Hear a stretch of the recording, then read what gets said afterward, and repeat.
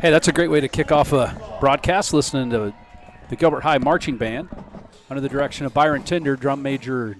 Did they say Elizabeth Delaney? Is that correct? I believe so. Yeah, okay. So this is Trent Becker on the YouTube, the Gilbert Tiger Broadcast YouTube. It says we have a dozen people listening. I don't know if that's true or not. I'm going to move this cord here because you don't want to get that bumping in there. This is, like I said, this is Trent Becker. Joe Battle's helping me on the YouTube tonight. We used to say the Cube, then it was the iHigh, now it's the YouTube. And that's kind of where things are going. I don't see YouTube going out of style. I think it's going to be around a while, so we decided to go with them. Joe Battle's helping me tonight, my good friend Joe Battles, who's helped me, what is it, about 6-7 years ago when Joy played basketball? How long ago was that? It was 7 years ago. 7 years ago. We went to Rockwell City, played like a 7 overtime, something like that game. It was. We were down to like 3 people and the coaches on the bench. Everybody was fouling out. We had a long trip up there, long trip back, and we lost, I think, didn't we? Or did we win that one? We lost that one. That was the end of our season. That was the Tracy Deal was the head coach. I do remember that. Anyway, tonight, big deal, the Boone Toreadors. I also want to thank Chad Olson, my good friend, my neighbor, my coaching partner, my all-around one of my best buddies, Chad Olson. He's going to be running the camera tonight. He's got extensive experience as an amateur photojournalist to help us out tonight. So kind of a big deal. The Boone Toreadors are in town, and the reason that's a big deal is a couple reasons. One, Boone's a really short drive. It's only like you could make it from here to the Boone Stadium in what, Joe, 18 minutes probably? What do you think? Perhaps. The way you drive, probably 14 minutes. 13, 14, yeah right. Yeah, so short trip. Kind of a little bit of a rivalry with them. I'd say since the Gilbert Tigers went up to 3A, the Toreadors have kind of been one of those schools. We played them in baseball a lot. We played them in football now, district and non-district. We were in the same district a few years ago. This is not a district game. This is a non-district football game. Oh, that's news to me. I thought this was the first round. No, they are not. So the first 3 games, the way they do it now, you have 6 district games. There's 17 districts, so six district games, 3 non-district games. Or is it 4? Now I got myself wondering. So Roland Story, Webster City, and Boone, non-district, will start district play next week at Greene. No, Greene County is not district. We play 4 non-district and 5 in district. 5 in district. Okay. So Greene County is actually a 2A school. We're going to play 2 2A schools. Roland Story, who the Tigers defeated last week in a really, really fun football game. I know you were here running the camera for us. Really exciting football game. The Tigers kind of got a little momentum. I think a little confidence, a little swagger coming in. Boone Toreadors 0-2 on the season. Kind of had a rough start to the 2019 season, losing 2 close games. I think 19-13.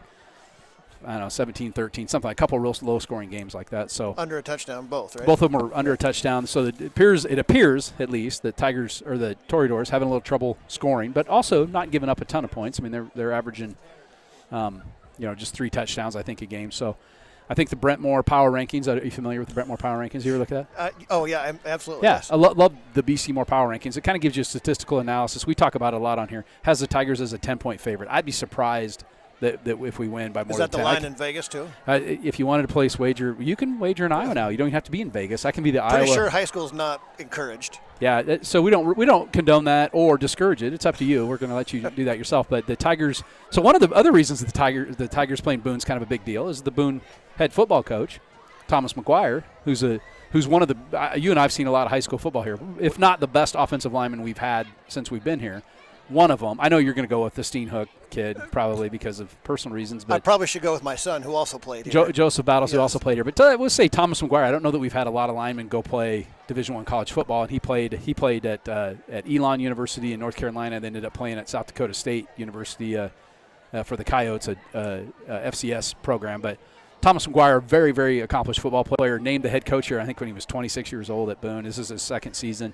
His younger brother, Christopher McGuire, is one of his assistants. Sam Moseman, who's a Gilbert alum, played here a few years ago, is one of his offensive assistants. Christopher helps on the defense side. And then his father, George McGuire, who you and I both know very, very well, played cards with him and coached with him. And I was going to say, George and I coached against him. You guys coached together, didn't you? George and I coached together 5th and 6th grade baseball. Yeah. So George is a very, very good friend of mine. In fact, I heard from him this week. I got a funny story we'll tell. Don't let me forget later on a good George/Thomas funny story that we'll tell later in the broadcast when things get slow. It also is Friday the 13th, which is kind of a superstitious day. It's a full moon. We can't see the moon from where we're sitting unless Donnie Adams drops his pants, but that's not what we're talking about. No. It's a full moon on Friday the 13th. I work with middle school kids. Was today a little rambunctious and wild? Yes, it was actually. It was a very wild and rambunctious day. Is this one mine? I tore it apart. Yes. Tore the program apart. So the Tigers would just take the field there. Chad Olson, our photojournalist, is swinging that over, going to help the work tonight. Carson Johnson carrying the G flag out, one of our captains. They'll have the little fake coin toss here in a minute. They've already done that in a dark room in a back hallway at the high school. But an absolutely gorgeous night. The wind appears to have died down a little bit. It was blowing pretty hard this afternoon. We had football practice, the youth football practice this afternoon. And Future Tigers. It was blowing the snap, like our shotgun snaps were getting blown as the Toreadors take the field. They're going to be in the all-white uniforms with the red trim. The Tigers are in white pants, black shirts, black helmets. And kind of a nice gesture. They have the Iowa and the United States flag with them. I think that's kind of neat. Yeah. Yeah, here's what I can tell you. I don't know any of these kids on the Boone team. I know 0 Boone kids. I don't know any of them. But I do know what kind of kid Thomas McGuire is and George. And they'll do this first class. And I don't know what kind of season they're going to have this year. I know they had a pretty fair season last year. But they'll do it the right way. And Thomas, I actually emailed him today and wished him good luck and said, I'm not going to root for you, but I still love you like a son. And this is Thomas' second year? Thomas' second year at Boone. And Scott Otter's like 90th year, something like that. He's been here a long time. Probably what, maybe 15, 16, 17 years, something, 2003? Probably 4. Close to that, yes. Yep.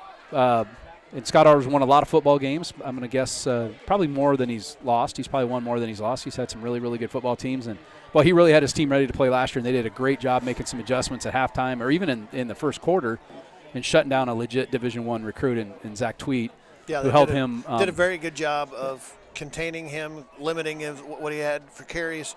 And then you could tell that about the only thing that they really went well for Roland Story was the bootleg with the quarterback. The bootleg worked well for them. I think he had 3 rushes for like 67 yards on the bootleg, but that was really it. And the Tigers, the touchdown they scored in the fourth quarter was kind of a mop-up. I hate to say a mop-up touchdown, but it really wasn't the game had pretty much been decided at that point. So they scored on a short drive after a fake punt. Not a fake punt, but we tried to go for it out of the rollout. Got stuffed at our own 40, and they had a short field with a bootleg in there, and Tweet ended up running the ball in. So not making I'm just saying it is what it is. The Tigers did a very good job of keeping the Norse at bay. And the Tigers looked very good doing it and seemed to be polished. It didn't seem to be rushed or anything. I thought it was played well. Looked good doing it. Tigers look like they're going to receive. They're going to send Carson Johnson and 35. You see him closest at the bottom of your screen, and Tucker Hansen to the top of the screen. Cooper Hearn will also be out there. And we'll give some other guys names and numbers when we Devon Ramirez Artavia is going to be out on the. That's not Devon. That's a freshman. I had the wrong roster up. I don't think we got a freshman out there, Joe. I don't think. That's Brennan Ergenreiter. I didn't think we that. We are currently right. not playing freshmen. That is correct. 76, Tristan Striegel. That's Thomas McGuire's old number. 99, Caden Meskin is also out on the kick return team. I mentioned some of the other guys. 52, that's Ashton Hagan. That's Boone. Man, I can't get this quite right. Joe Larimore, 52 is Joe Larimore. That's a name we're going to hear a lot here in the next few years. Johnny Hart, also on the return team, as is 17, Ethan Kluel. Boone will bunch all their guys up, and they're going to kick from south to north. The wind is kind of not a factor right now. If anything, it's probably going to come out of the north. I know this it's is kind of 15. An odd kicking arrangement here. They kick it kind of high. It's going to be fielded by Tucker Hansen at about the 20. He's going to go right. He's got a blocker. He's got a seam. If he can get around the corner, he's at midfield. He's got the kicker to beat. He's going to get ran into and bullied down, but not till he gets all the way to the 30-yard line. And I tell you what, that was really well blocked. Tucker Hansen got around the corner fast, but Tigers had really had that well blocked. He had 2 guys in front of him that did a good job of just sealing that off. He just ended up being a numbers game. There was 3 Toreadors, and he just couldn't beat all 3 of them. He kind of ran the kicker over and then got wrestled to the ground. So the Tigers will start at the 30-yard line. Tucker Hansen will stay on the field. You'll see him split to the right with Drew Hawthorne. Brendan Ergenreiger, the tight end. And now they'll run the power eye. We'll see a lot of single sets in the backfield, Joe. Tonight they're going to go with the power eye. Cooper Hearn standing right next to Tanner Henningsen, the junior quarterback. Hansen goes in motion. Henningsen will take the snap. He's going to give it up the middle to Ethan Beasy. And, boy, he just got going south, ran a couple guys over. He's going to get 11 yards on first down. I didn't have a harder time to catch his number. He got through that hole so fast. He was in traffic. But Ethan Veazey, who was the leading rusher last week, well over 100 yards, and nice job. You were there the night. Were you there playing softball? I told the story last week. But yes, it was a legendary catch in slow pitch softball. We'll talk about it again because it's definitely worth talking about. So 1st and 10 now. The ball's inside the 20 at the 19. Henningsen up under center now. He's going to turn. He's going to fake it to Veazey, give it to Tucker Hansen on the end around. Well sniffed out there by the Toreadors, but he's still on his feet. Broke out of a tackle. Actually, Boone's broadcasting this. I'm not going to call out a Boone kid's names because I got to look them up, and I'm not very clever and fast. And we're not getting paid. No. He ends up turning what would have been probably a 1 or 2 yard loss into about a 4 yard gain. So he got hit back at about maybe the 20 and then bowled forward and broke a couple of tackles, got out of bounds at the 15. So clock stops on the out of bounds at 11:19. Henningson's looking to throw. He rolls left. He's got a receiver out of the backfield. Hearn, he's got the ball at the 10. Might have a shot. shot. To the 5. Got shoved out of bounds at the 5. So a little drag route for Cooper Hearn out in the flat. That's going to get another first down. The Tigers are rolling.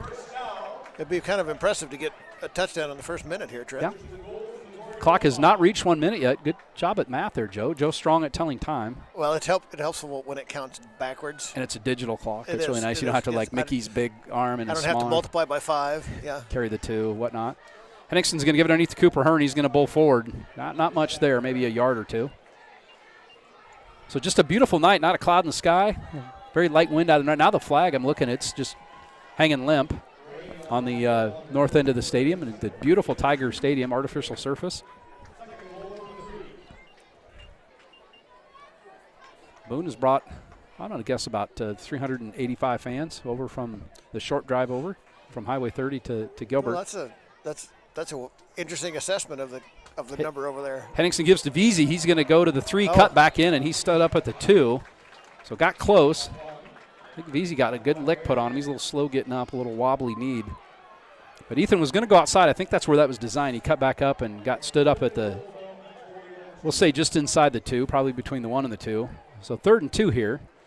I think Ethan Veazey's probably our best option at this. We may go Cooper Hearn just on a blast play to run him through there. We'll see. He's real close right behind Henningsen.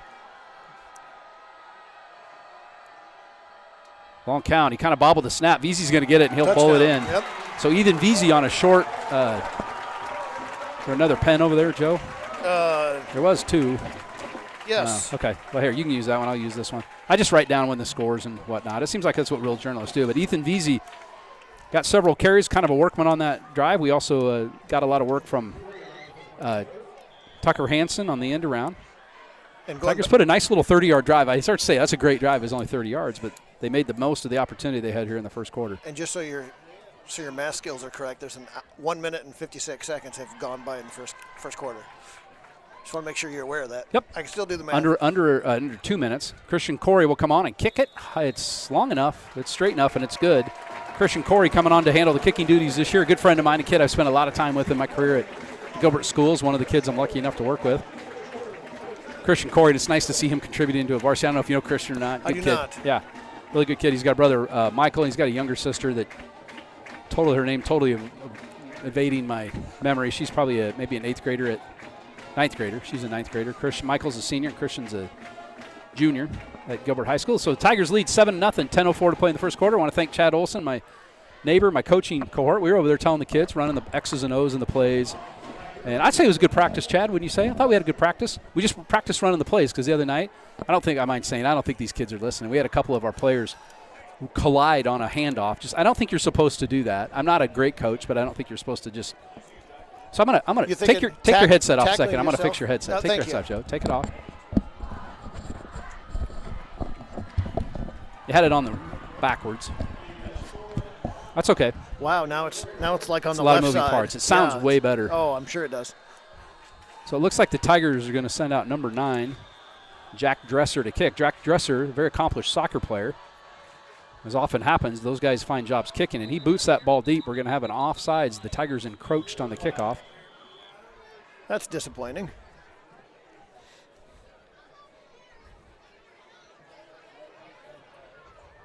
So in high school football, compared to the college game and the NFL game, the play is dead when you encroach. When you get offsides, the play is over. So it'll be a 5-yard penalty. Tigers will re-kick from the 35. That ball was probably headed to the end zone. He had an absolute rocket line drive. Do we have a timeout? Oh, yeah, legal procedure, which is that the same offsides? I don't know. Same call? I don't know. They'll move it back and kick it again from the 35, and I think Jack Dresser will just be angry and kick it a little farther this time. Now he's going to kick it over on the far hash mark. You can put it anywhere between those hash marks. It's illegal. But he got to move it back. Jack still wanted to kick from 40. You got to kick it from the 35. So Jack Dresser, whose father is the head wrestling coach at the Iowa State University, I mean, we're not going to talk about it all night, but there's a big football game tomorrow. Have you heard about this? Did you know the game day's in town? Game day. I'd heard something about that the ESPN folks were in town. But big game tomorrow. The Cyclones so the broadcast crew tonight, the cameraman, the color guy, and the play-by-play, all Iowa State fans. So that's the angle we're going to give tonight. Dresser's kick is going to be high. Oh, that could be a pooch kick. It's going to bounce at the 30. Oh, and just gets absolutely Good cleaned. stop by the Tigers. Yeah, let's see who's down there to put that early hit on. I'm looking to see. That was 17, I think, is Kluel. Put an absolute lick. So it was fielded about the 31-yard line and immediately brought to the ground. Carson Johnson as well. I think 47, Alex Smalley, one of my favorite kids, the Smalley boys. Sometimes I take my car out to their dad's shop. I don't take my dad out there. He's dead. But take my car out to their dad's shop, and the Smalley boys and I do repairs on the Becker car. So the Toreadors take over on offense. I'll learn some of their names here so I can tell you. The quarterback's going to turn and give it to the running back. He's going to go up the middle, but he's wrestled to the ground by Cooper Hearn.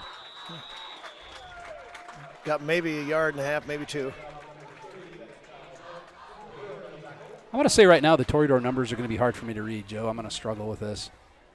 Jaden Angle's in the backfield. I'll get you some of the other names here as I – looks like Morgan Smith. Now, the Tigers have a Morgan Smith, but really? It's not that Morgan Smith. This one. He's going to be the quarterback, number – That would give a new meaning to playing both ways if you're playing for both teams. So Smith, number 7's in the shotgun. They run a receiver in motion. They're going to turn and give it back to that receiver. They go back up the middle. He's got a little room to run, but quickly greeted there by Cooper Hearn. We're going to say his name a lot.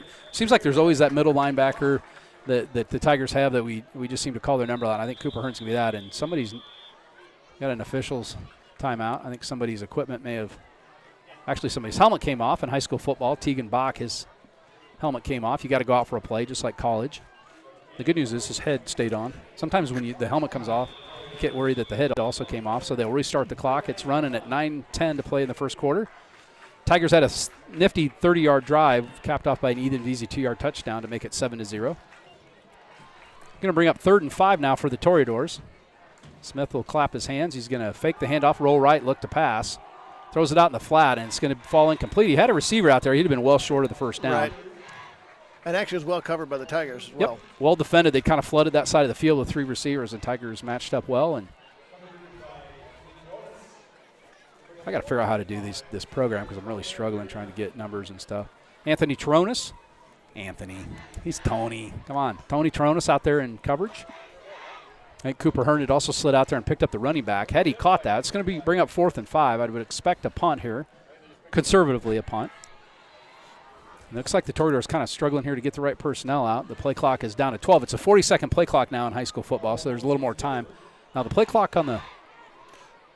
So what appears to be going on? Are we just not punting it? Is that an option?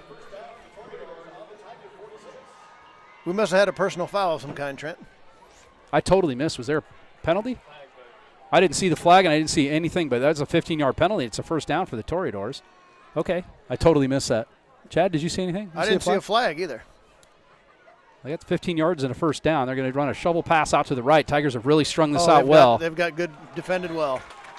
That was Tegan Bach who took the pitch and wishes he hadn't taken the pitch because he got absolutely mowed under out there by several Tiger players. 69, Jacob Teresi had given chase. He was one of many Tigers who's out there. Trent, I just noticed our listener count is up to 22. Oh, and we're glad you're all listening there. It looks like Cindy Pizzetti's listening home. Linda Clark, that's Coach Clark's sister. Boone, number 30, Kyle Sharp, is Coach Clark's grandson. I didn't know that. I did actually think I know that from that he had grandkids over there. Gives us to 45 up the middle. He's got a little room to run, but he's going to get it back to the original line of scrimmage. Or, excuse me, the original line to gain. That's 45. Cooper Hearn. No, the runner. Oh, the runner, 45. Sorry, 45. Gage Moraine. So here's the problem: is we got the Boone players on one side and then Tigers on the other, and I got to keep. Usually the pros have somebody that tells them who. Those are first world problems for sure. They are. So 3rd and long now. The ball is going to be at the 46-yard line. Be 3rd down and about 10. Shotgun formation now. Quarterback's going to roll to his left and look to throw. Pressure. He steps up in the pocket. He's got a receiver open. Good route. Going to get out of bounds about the 30. So the Toreadors are responding here. Now like a line change. 1, 2, 3, 4, 5 players come in. The quarterback will actually go out. Morgan Smith is out now. So I don't know if they have a different package where maybe they run out of this like a Wildcat or something. Or they run a Wildcat, or maybe this is the running quarterback, if there is such a thing. Maybe that's why I was struggling with the numbers. They keep changing them. Looks like this is number. Let's go with that. Is that 17 or 12 that's at quarterback? I can't even tell. The numbers are really hard to read for. And we're kind of old. I believe it's 12. So run motion again. 17. They ran kind of a bootleg, and then they were going to throw to the tight end who had released there, but was picked up by Tucker Hansen and thrown out of bounds. Yeah, that's 17. Cole Berg, or Burge. I'm not sure which one it is, Berg or Burge. So Morgan Smith, the primary quarterback, and statistically, if you look on the Iowa Quick Stats, he's the one that's gotten most of the passes this year. In fact, I don't know that they had anybody else listed as throwing a pass. I do know that the Toreadors' leading rusher had 28 yards on the season. I think the Tigers had 6, 7 guys that have more rushing than that. So I think Boone is primarily a pass-first team. That's a good showing for the Tigers, too. Give us up the middle to number 30. He's going to bowl forward and get 7 or 8 yards. So Tigers' defense kind of stiff there for 3 or 4 plays. Now they've given up with a penalty and pass play in that run about 20 yards of offense. That was Kyle Sharp, the tailback, number 30. So the clock's running at 7 minutes. Tigers lead 7-0, but the Toreadors are on the march. The ball's inside the 25 to the 22. Bring up 3rd and 3. It'd be nice here. You kind of think they're probably going to get 2 plays to get this 3 yards, Joe. I would say that's probably correct. And that high snap pulled down. It's going to be given under to Burge. I don't think he's going to get it. He's going to be marked about a yard and a half short. Going to bring up 4th down, and Thomas McGuire will have a decision here in the first quarter. I'm going to guess they're going to go for it. Probably not going to agonize over that decision. What would that be, a 40-yard field goal? So the snap was kind of high in that, and the quarterback, Burge, did a really nice job of hanging on to it. Pulled it down and gave it to Kyle Sharp, number 30. But I think it kind of threw the timing of the play off a little bit. So 6:20 to play in the first quarter. Big play here early in the game, 4th and 2. Burge will take the snap. He's going to fake the handoff and throw it. It's down the middle. They've got a receiver out there, but he caught it. I thought he was going to overthrow. That was just a fantastic catch. That was an amazing catch. So Gavin Miller, the tailback, had slid out of the backfield, and he was step for step one of the Tiger defenders, and he just perfectly thrown ball, and he hauls it in. He threw it where the only person could catch it would be the receiver. That was a good play.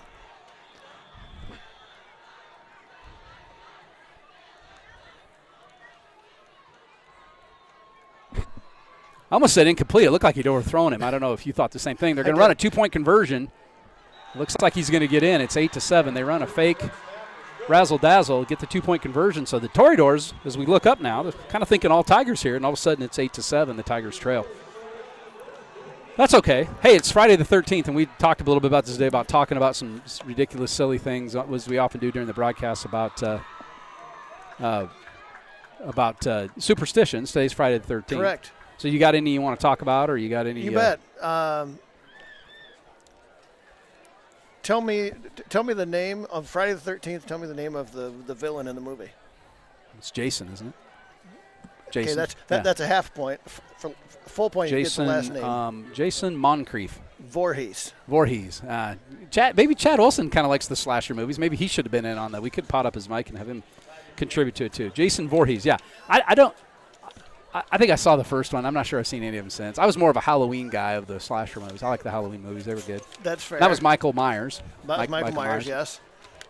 And I always had a hard time with those movies because life is scary enough. I can't believe you purposely go to something that's going to scare you and make you uncomfortable. And the tradition in Atlantic on Halloween, at least, was to always find an old house that was probably going to get burned to the ground or demolished, and then you'd make it a haunted house, and then the next year you'd see a new house there. That's how they did it there. The JCs, I think, ran it, or the Lions Club or something like that. So one superstition trend is why is it bad luck to spill salt? We'll get to that in just a second. A little pooch kick here. Another encroachment. Holy mackerel. I think I've never gone a whole season and seen 2 encroachment penalties on. Especially in 2 successive kickoffs. 2 successive kickoffs. Why is it bad luck to spill salt? Well, because people could step on the salt and slip and fall and break a collarbone or something.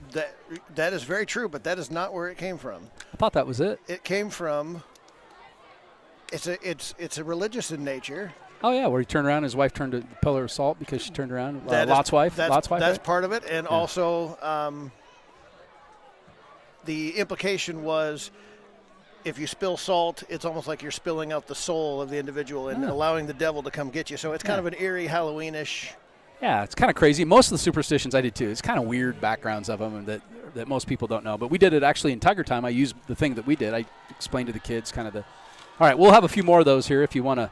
Stay tuned. I'm sure they're going to be gripping. And we've already added 6 listeners due to the fact that we started talking about this. We have people. If word got out probably on the Instagram and the Facebook and Twitter and whatnot. Another kickoff's going to be a pooch. It's going to be fielded at about the 45 and just falling on there. That's Zach Buffington. Is that Zach Buffington?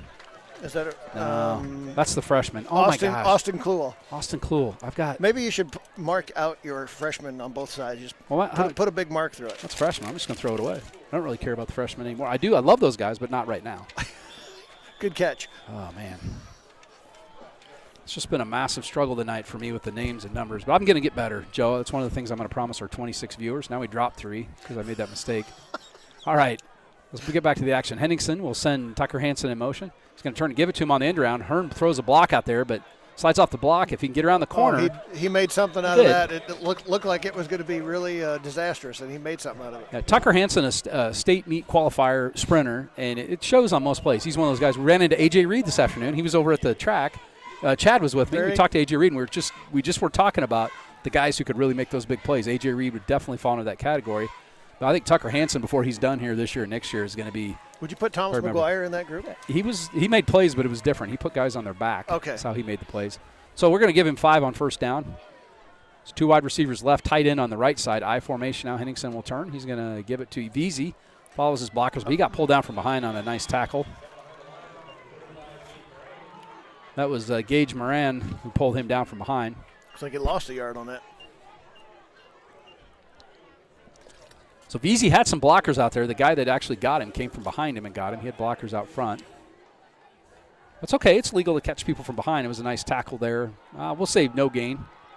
Maybe lost a foot or 2. So now 4 wide receivers set. Hawthorne and Hansen at the bottom of your screen. Veazey will stay in as Henningsen will work out of the shotgun formation. 5:25 to play. First half. Tigers set up what looks like a screen. Veazey was out there, but it was picked up. Now they're going to throw it across the middle. Threw it over Tucker Hansen's head. Tucker Hansen was about the 45-yard line, but the pass sailed right over. Now we got a flag. I think we're going to have a lineman downfield would be my assumption. And kind of came in late, and that's usually when you see those. There was some extreme lobbying from the Boone sideline as well.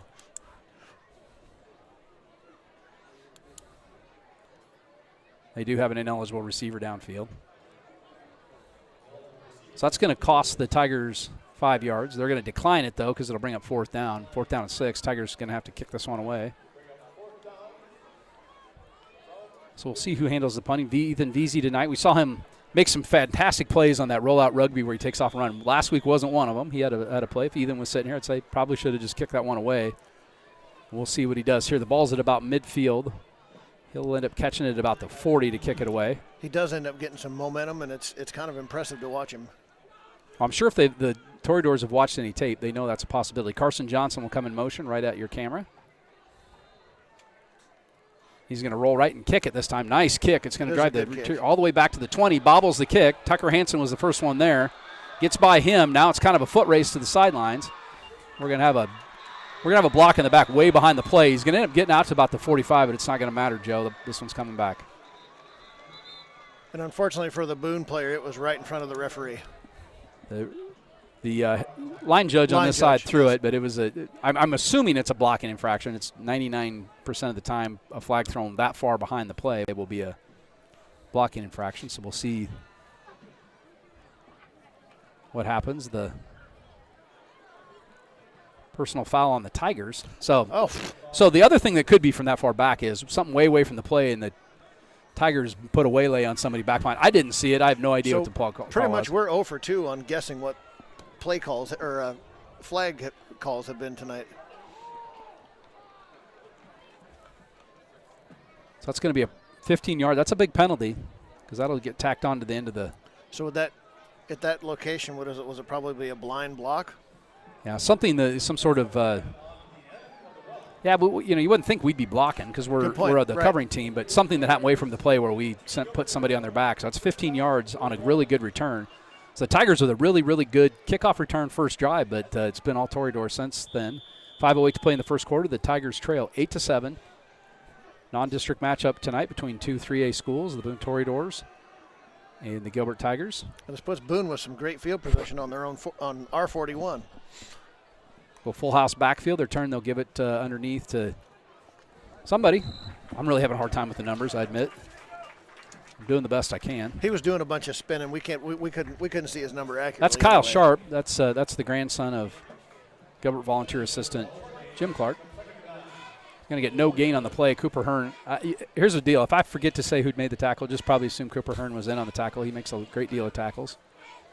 You also see Nolan Mueller in the middle. Carson Johnson, another one of our linebackers. That's a pretty adept linebacker crew. Burge is going to fake right, roll left. He's got a receiver coming out of the backfield, but he's going to be caught by Drew Hawthorne at about the 40-yard line. They're going to give him forward progress, which is fairly generous, and driven back. Good defense there by Hawthorne. Yeah, he timed that one perfectly. Talked to his dad, Greg Hawthorne, a dentist here in Ames. He's coaching volunteer assistant on Mike Cruz's 7th grade football team. I don't know if you know that or not. And I talked to him as he was coming off the field tonight. Also mentioned I had a bicuspid giving me a little trouble, but he said make an appointment. Try to get some free dental care. He wasn't going to do it on the field then? Yeah. He probably just pulled it if he'd had his druthers. 4 minutes to play now in the first quarter. 3rd and 9. Send a back in motion. Quarterback will roll right, facing pressure, throws it way down the field. It's going to be intercepted by 21, Tony Toronis. Breaks a tackle. He's still going. He's on his feet. He's at midfield. Breaks another tackle. Tony Toronis will not go down. He's going to return it all the way to the 42. There's a flag thrown, and that's going to be defensive pass interference. And I saw it, Joe. They're going to get Tony for pushing off. I saw it. I'm sure that's what the call is going to be. He didn't throw it right away is what kind of surprised me. So that's going to negate that whole return. Yep. It's actually going to be a first down. It'll be a 15-yard penalty, but I believe they're going to call Tony for pushing off. Kind of gave a little push in the back. I don't know if it made any difference on the – I didn't see. Did he indicate it was pass interference? I looked. So that's a 15-yard penalty. That's going to be enough for a first down. So big swing in momentum and everything. I try to be neutral and not be a homer, but I did see the pass interference. I don't know if Chad saw it when he was doing it. Tony gave a little push in the back to the receiver that was in that area and picked it off. It's still a good play by Tony Toronis. So now the Tigers are going to have to pin their ears back because that's going to put the Toreadors in the red zone. They're going to say targeting. Shot to the head. I didn't see that. I thought it was pass interference. They're going to say somebody got hit in the head. I'm like 0 for 3 on calls tonight. Does that in high school, does that have someone have to be ejected? So now I'm really confused. We have the ball. So it must have been after the interception. I'm so sorry. If you're listening at home, I apologize. I haven't got this right yet. We just lost listeners again. So that's a post-possession. So it happened after the change of possession. So the Tigers hit somebody. They're going to get the ball. That's a penalty from the spot of the infraction, the basic spot. That'll go back. So Tigers maintain possession. So not all is lost there. Toronis is going to give it underneath the VZ. He's going to cut back up the middle and push forward. Probably get about 5 yards on first down. So that was a call on the Tigers, but it was a call for targeting, hitting somebody in the head. So some people at home are saying they can't hear you very well. So let me adjust your mic here. That's my mic. I'm going to turn Joe's up just a little bit. Hopefully that'll help. No, you just turned yourself up. I know. Okay. All right. Danny Jones says we can't hardly hear Joe, and I said, well, maybe that was the whole plan. I'm not exactly sure that's a negative. So 4 yards on first down. The Tigers out of the shotgun. Henningson's looking to throw. He's got Drew Hawthorne. He's going to catch it just short of the first down at the they're going to give him forward progress. That'll be enough for a first down. Well, the far official looked like he was going to mark it about half a yard short, but the near official put it right down at the 25, and that's enough for a Tiger first down. So the Tony Toronis turnover snuffed out the Toreador drive. 2:45 to play in the first quarter. Clock is rolling. The Toreadors lead 8-7.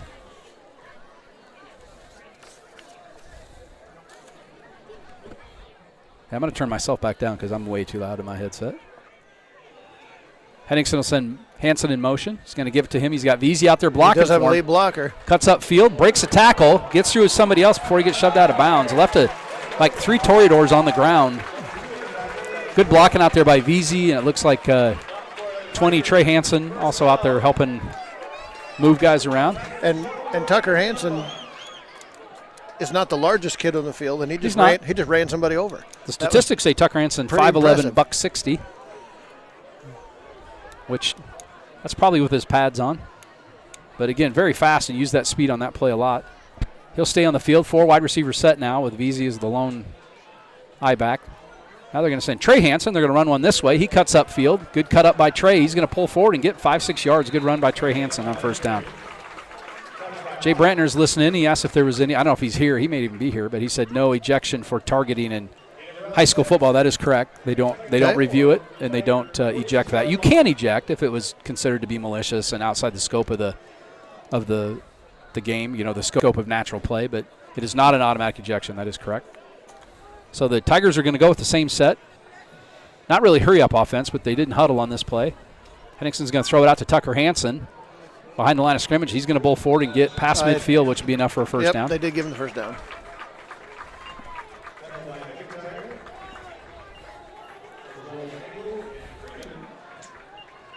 So Tanner Henningsen kind of getting his shot this year after Matt Berge quarterback for a couple years. I can't repeat what Jay Brantner just texted me because it was pretty flattering. He gave me some nice compliments. The Tigers kind of going with this hurry up. Now they bring Cooper Hearn in, a fullback. They're going to send Tucker Hansen in motion. They'll snap it, fake it to him, give it to Veazey up the middle, and Toreadors were there to meet him. He's going to get a couple yards and get shoved back, but they're going to give him, we'll say 3 yards on first down. Ethan Veazey's kind of a load. He's a low center of gravity guy, big burly kid. Really delightful kid. We got to spend some time with him playing softball this summer. And we did. He's fun kid. I don't think he's a softball player, but he made one of the most sensational plays. We talked about it last week, but you could describe it when you get a second, maybe after this play. He was on. I was in the field. He and I were on the same team, and most people would have just allowed this foul ball to go out of bounds, and he just decided to go at it full bore and put a hurt on the fence. But he did catch the ball barehanded as well. Barehanded, yep. Play action pass now. Henningsen's under heavy pressure. He's got a receiver in the middle of the field. Hansen, he's going to come back and catch it. Good catch. Fantastic catch at about the 18-yard line. It was underthrown. Henningsen under heavy pressure gets the pass away. Caught all the way down. I said 18. It's going to be at the 23. I've been off a little bit tonight. We'll say the full moon, the glare of the full moon, which you can see out to the and the depth perception right center field. So Tucker Hansen really marking up the stat book here in the first quarter, running the ball, catching the ball, and returning the ball. The triple threat. Is that a gain of 30 yards almost? Get the ball all the way down to the 24. I'll answer my own question. It was a gain of 32 yards. Hansen will give now to Veazey. He's going to stutter step and come back, pull forward. Pretty decent gain on first down, 5 yards. I'm not great at math, Joe, even though I do a lot of math in my employment at Gilbert Middle School. But if you can get 5 yards on every carry, that's a pretty good night. You're going to move especially when you only need 10 to get a first down. That works out for a good drive. That'll be the last play of the first quarter. It's kind of been a back and forth. Tigers had the early momentum. Boone kind of caught it back, had a nice drive. Tigers get a turnover here as Boone's driving, and they're going to march the ball all the way down. They're in the red zone here, just inside the 20. We'll switch ends. And so the superstition, 13, well, that's kind of the whole theme tonight, Friday the 13th. Do you know why 13 is considered an unlucky number? There's several reasons, but do you know any of them off the top of your head? I know absolutely none of them. No, none of them. Well, one of the biggest ones is, it has to do with witchcraft. So if there's kids listening, if you have kids at home, maybe plug their ears. I don't want to give anybody nightmares. In a coven of witches, there's usually 12 witches and 1 warlock. So 13 is considered unlucky. I actually had a student today at Gilbert Middle School that knew that. That's a little not creepy. Concerned. No, it wasn't really. She just goes, no, actually I'd heard that someplace. As Chad Olson gave us a shot of that full moon. It's a beautiful full moon night. It's just a gorgeous night. There's some some smoke from the Lions Club's cooking hamburgers down there, I think, or Joel Krukenberg is on fire. It's one of the two. I don't know if Joel's on fire down there, but so he could speaking of superstitions, yeah, athletes are known for their superstitions. Yeah. So you remember Mike Bibby from the University of Arizona and played a little professional ball? Oh yeah. Didn't he eat Vicks Vapo Rub or something? Close. What? He would bite his nails incessantly during the game, during pregame, and so they finally had to ask him to start clipping his nails while he's sitting on the bench, and it would be such a distraction to the rest of the team. But there's a lot of players, like what was his name, the good hitter for the Red Sox, Wade Boggs. He used to eat like a half a chicken before every meal. Wade Boggs, he's on my you got list that one? too. Okay, we can get to that in just a minute. Right, we'll get back to the action. Oh, you mean we actually have to call the game? We probably should. Caden Meskin, big number 99, is in at fullback with VZ right behind him. It's 2nd and 5. Hansen will sprint in motion. Turn is DeVezy. He's going to make a cut. Go back in, push over a guy, knock another guy over. He's still on his feet. He's very hostile and pushes down inside the 12-yard line. That's just a good run. He just put his shoulder down and got 4 with good blocking and then got another 7 or 8 on his own. It's a good carry on 2nd and 5. Gets the first down inside the 10. I know Matt Campbell from Iowa State keeps a stat. They call it points or yards after contact. Yep. VC had at least 7 or 8 of those after contact. He was barreling through there. Just does a good job of getting through the hole and getting good momentum going north here. Henningsen will go back under center with the I formation. Meskin's still in the game. They're going to give to VZ again. He's going to bowl forward. Not get as much that play, maybe a couple yards on first down. I think you could give it to him on 3 straight plays here and probably get in the end zone. I think that would be statistically a pretty safe bet. Tanner Henningsen's a kid I know pretty well. I was his school bus driver for a while. Good kid. Really looks very poised. Doesn't look like a kid who's making his 3rd start as a high school quarterback. Big, tall, strong kid. Good, very, very good basketball player. Helped our Tiger basketball team. He's still under center. Well, the Tigers went on a long count to try to gain a couple yards, but unfortunately they had some movement up front from one of their linemen. That's going to negate that. I believe that was on our. It was on the right side. It was our line. Correct? Yeah, we usually don't call guys out on penalties. No. We might sometimes, but we kind of usually just go, that was kind of a bad play. If my son was playing, I'd call him out. This is your son or your daughter's boyfriend. You don't want to call him out on any plays. That would be correct.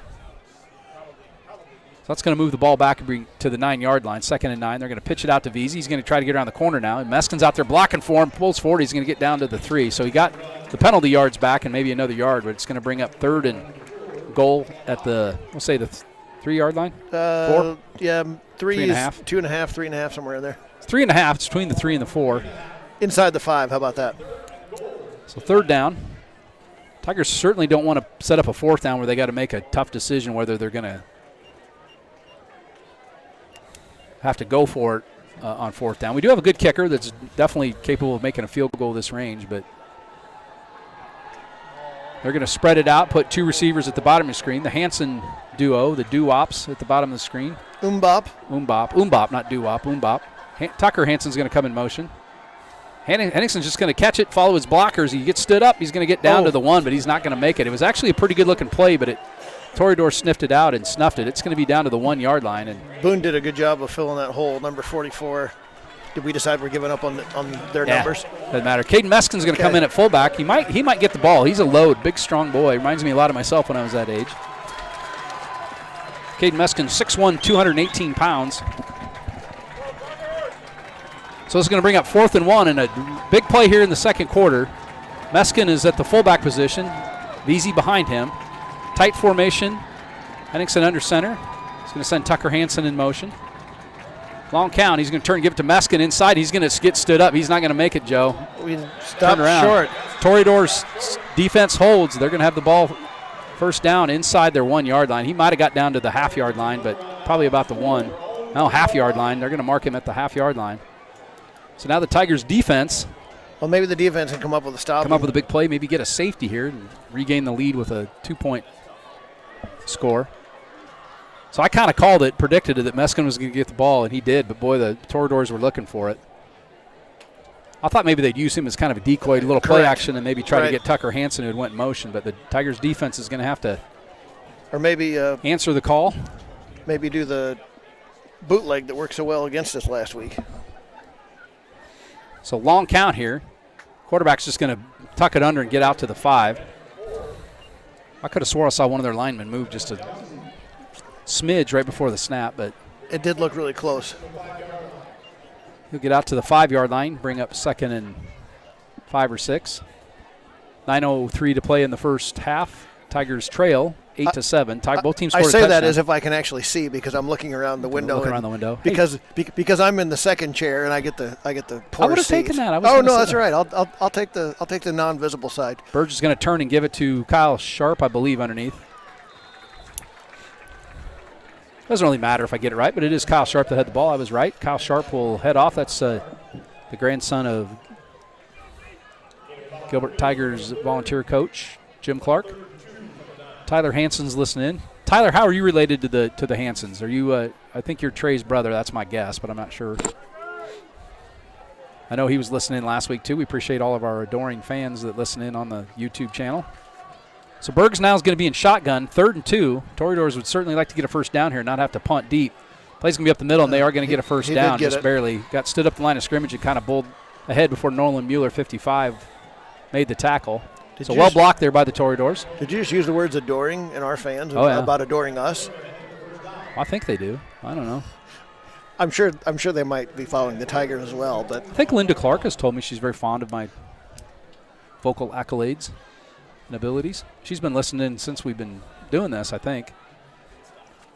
All right, that'll bring up first down now. It looks like Boone's going to take a timeout. Thomas McGuire will talk things over with his offense. You got 3 of them and a half. There's no point in just taking them to the locker room. So the Tigers' defense here would really, they gave up the first down there deep, but if they could still hold them here, get the ball back, plenty of time to short field drive, and I'm sure that's what Scott Arter's telling them now is let's get the ball back to our offense. So we can talk just briefly about. Oh, yeah, I was going to share my Wade Boggs story. Oh, Wade Boggs, yeah. Wade Boggs like chicken. That's all I know. So he spent most of his career with the Red Sox, and on a night game, they said he would, at exactly 5:17, he would take batting practice. And then at exactly 7:17, he would begin running sprints. And before every at-bat, he would write the Hebrew word chai in the chalk, in either the chalk or in the batter's box.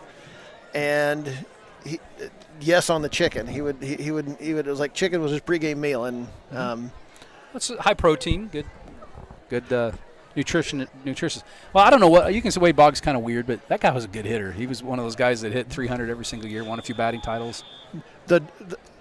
Probably not a bad example to follow. I don't know if you'd have to be that regimented on the schedule, but it seemed to work for him. So Tyler is Trey's brother listening from Los Angeles, California. Turn and give his to the right side this time.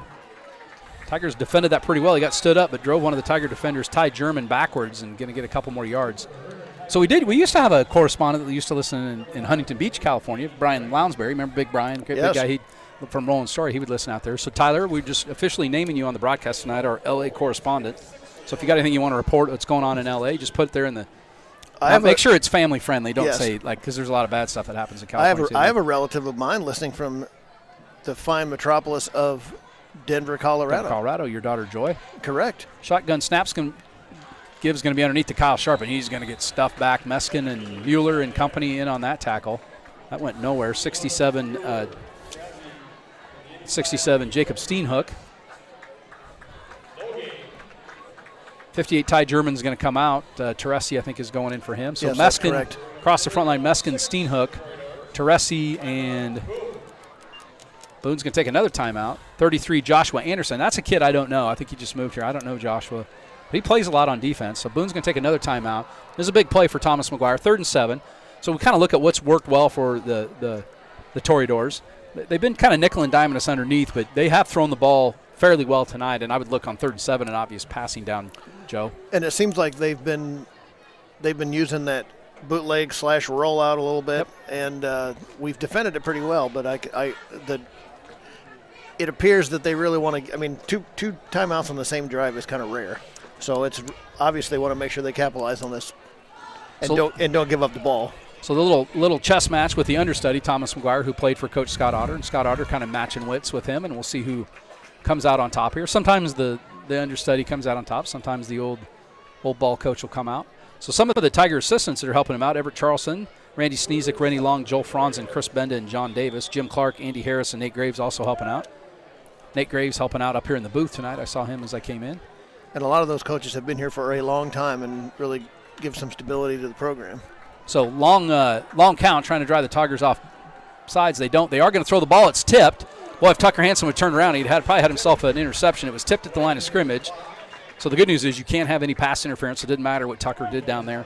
That will bring up a 4th down now, and I'm pretty sure that the Toreadors will kick this one away with 6:50 to play in the first half. Yeah, and even trying to draw the Tigers off wouldn't have gotten them first down. Now look for that again here, but I don't see a punt formation. I don't see a punt formation either. So Berg's going to go back in the shotgun formation. I'm going to predict another long count here. Well, maybe they are just using a short formation. They do. Just a short drop. That's going to be a short kick. The Tigers up back's got to watch now. It's going to take a Boone bounce, though. Bounce at the 40 and is going to end up all the way at about the 44-yard line before Boone will down it there. So a short punt, but a great roll for the Toreadors. We'll kind of get him out of a hole. Tigers will take over 1st and 10 at the 44. And still a good field position for the Tigers. Yeah. So I didn't finish the 13. You kind of interrupted me a little bit. Well, of course I did. So can you think of any other reason? There's another one. You read the Bible there. You go to church. You're kind of one of those guys that likes to read the Bible. There's a biblical angle to the 13. Can you think of that one? Think Last Supper. There's 12 dudes there and Jesus. That would 13. be 13 the total. 13th, the 13th person, that would be Judas. And he left. But he betrayed Jesus. So that was kind of one of the origins. The 13th person there was Judas. So that's one of the other ones. So that's kind of finishes the Friday the 13th. I'm not sure why Friday the 13th. Why isn't Monday the 13th unlucky? But we'll see here. Henningsen up under center. He's going to give it to Veazey. He stood up the line of scrimmage. That's not going well for the Tigers, but Veazey fights out of the tackle. Didn't really gain much, but didn't give up either. And what's even more interesting is that we've got another Friday the 13th in December. That's kind of weird. It is kind of weird. I'm going to guess there's probably some sort of algorithm that could predict those. Easton Johnson's also watching from Indiana. Easton Johnson, a fireballing right-hander that's in the minor league baseball. Easton, I got to coach him in 7th grade. Pretty sure that's why he's playing minor league baseball, too. I would imagine that coaching acumen. 100% attributable to you. Yes, I would agree. So after the loss of 2, it's 2nd and 12. Henningsen up under center. You're picking up the sarcasm, aren't you? I can. He's going to give it to Veazey, but the Toreadors have figured out that Ethan Veazey's going to get the ball a lot here, and the Tigers are going to have to mix it up a little bit because they've stuffed him on 2 straight plays, which he's going to get 2 yards back to the original line to gain, but no more. Easton, good luck to you in your professional baseball career. Oh, wait, Easton in Indiana. I was thinking Evan. Why did I got the names mixed up? Easton's not playing minor league baseball. He's probably in some sort of showcase game out there. Sorry, Easton. Evan Easton. Wow. Same family, right? I'm struggling tonight really bad. So 3rd and 10. Tigers in a passing formation here with 2 wide receivers, top and bottom. Henningsen will roll to his left, look to throw downfield. Throws it out in the middle of the field. Overthrown, almost picked off. The Tigers are very fortunate that was not intercepted. Looking to get out there to Tony Toronis, who was about the 40, but it went over his head, and closest receiver to that ball was actually defensive back Tegan Bach for the Boone Toreadors, and the Tigers are going to have to kick this one away. 5:16 to play. You just can't afford to give the Toreadors that much time in that field position. So Ethan Veazey will at least show punt. You don't think this is the opportunity to fake it? Well, he could. And I'm sure if they've watched any kind of film, they know that that's a possibility. Carson Johnson will go in motion to the right. That's usually the direction that Veazey will kick the ball. Going to call false start on the Tigers. I don't know who jumped. I think it was somebody. Never mind. Doesn't matter. I just said we're not going to name names. I think I know what happened on that. And I think the right side just jumped a little bit early. Linda Clark says, according to Wikipedia, Friday the 13th occurs at least once each calendar year and could occur up to 3 times. So, yeah, there's some sort of algorithm with the number of days, leap year, all that could go in there. I've had a few birthdays on Friday the 13th. My birthday's October 13th. I turned 21 on Friday the 13th, and that's all we're going to talk about that. Veazey will kick it away. Kicks a wobbly kick that's going to bounce. Actually been run up and caught on the run. That was a good catch on the run. Tegan Bach took his life into his own hands and caught that on a dead sprint. I thought for sure he was going to let that bounce, but he caught it and ends up getting about 15 yards on the return. So good field position by the Toreadors with plenty of time on the clock, 5:07 to play in the first half. Yeah, I turned 21 on Friday the 13th, and it was kind of like that movie, I don't know, The Hangover, where we lost somebody that night, kind of went out, all the bars and names, and had a great time, but we lost one of our participants. So you're probably thankful that it's not like current days where there was cell phone pictures everywhere. Yeah. We wouldn't be talking about it all if that was the case. So Berg back at quarterback now. He's went most of the second quarter. He's going to turn and give it to Sharp. He's going to get stood up at the line of scrimmage by 55 Nolan Mueller, and his friends came and helped him, Joshua Anderson. And Also number 60, who is Garrison Freeze. That's not Garrison Freeze. Oh, my goodness. Isaac Roteman. Yes. Keep looking at the wrong angle. We don't have anybody named Garrison Freeze on our team. Isaac Roteman. Roteman, a 3-year starter in football. He started at center his sophomore and junior year and now has moved to one of the interior linemen on offense and on defense now. So loss of 2 yards, 1.5 yards on that play. Bring up 2nd and 11. Bach will go in motion. Berg will pitch it out to him on the left side. It's run out there really nice by Cooper Hearn, who kind of lassoed him. Well. Yeah, he did. He kind of caught him as he went by and put Bach on the turf. Bach a little slow getting up. Cooper kind of helps him up, pats him on the butt, and says, I'm going to do that again on this next play. Cooper Hearn, I think, going to be a Navy guy. I think he's going in the Navy. Did I get that right? Something like that. I believe that's correct. I've seen pictures with the Navy uniform, so I think he's done that where you can kind of go do some basic training after your junior year. And Cooper Hearn will be very successful at whatever he does. He's a sharp kid. And maybe get the kinks worked out, understand what you're signing up for. So kind of a slugfest here in the first half. Boone leads 8-7 with 3:50 to play in the first half. They have the ball driving now. Berg is going to roll to the right, throw out there in the flat, way overthrows his receiver.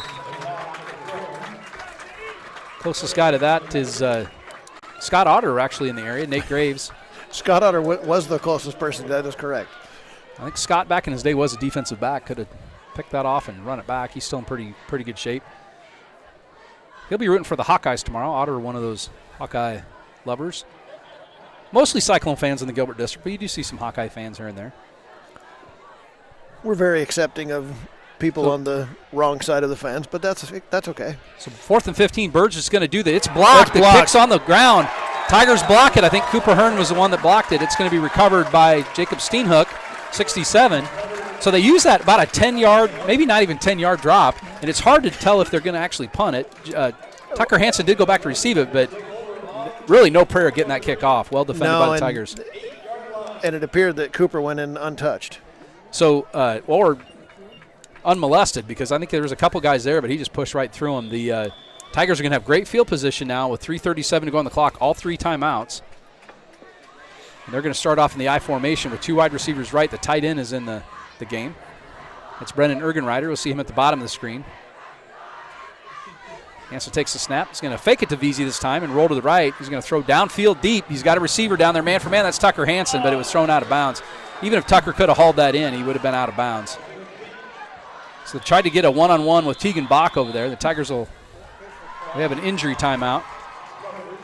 Oh, I think that's Ethan Veazey too. Not that I'm happy that anybody got hurt, but when your starting running back goes down and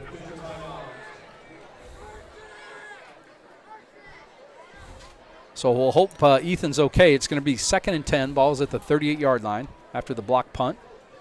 Blocked by Cooper Hearn, recovered by Jacob Steenhook. So does Chad give him, his dad, Jacob's dad, does he give him some sort of like, oh, you get a whole pizza or something kind of reward? Do you know anything about that? Any kind of reward? I do not know. Wouldn't surprise me. Or maybe he butchers a goat. Butchers a goat, yes. And hey, if you need goats, call Chad Steenhook. I know he's not like a sponsor of the broadcast, but he doesn't really have a lot of competition, so I can't make anybody mad. Chad Steenhook has in the neighborhood of like 1,000 goats, something like that.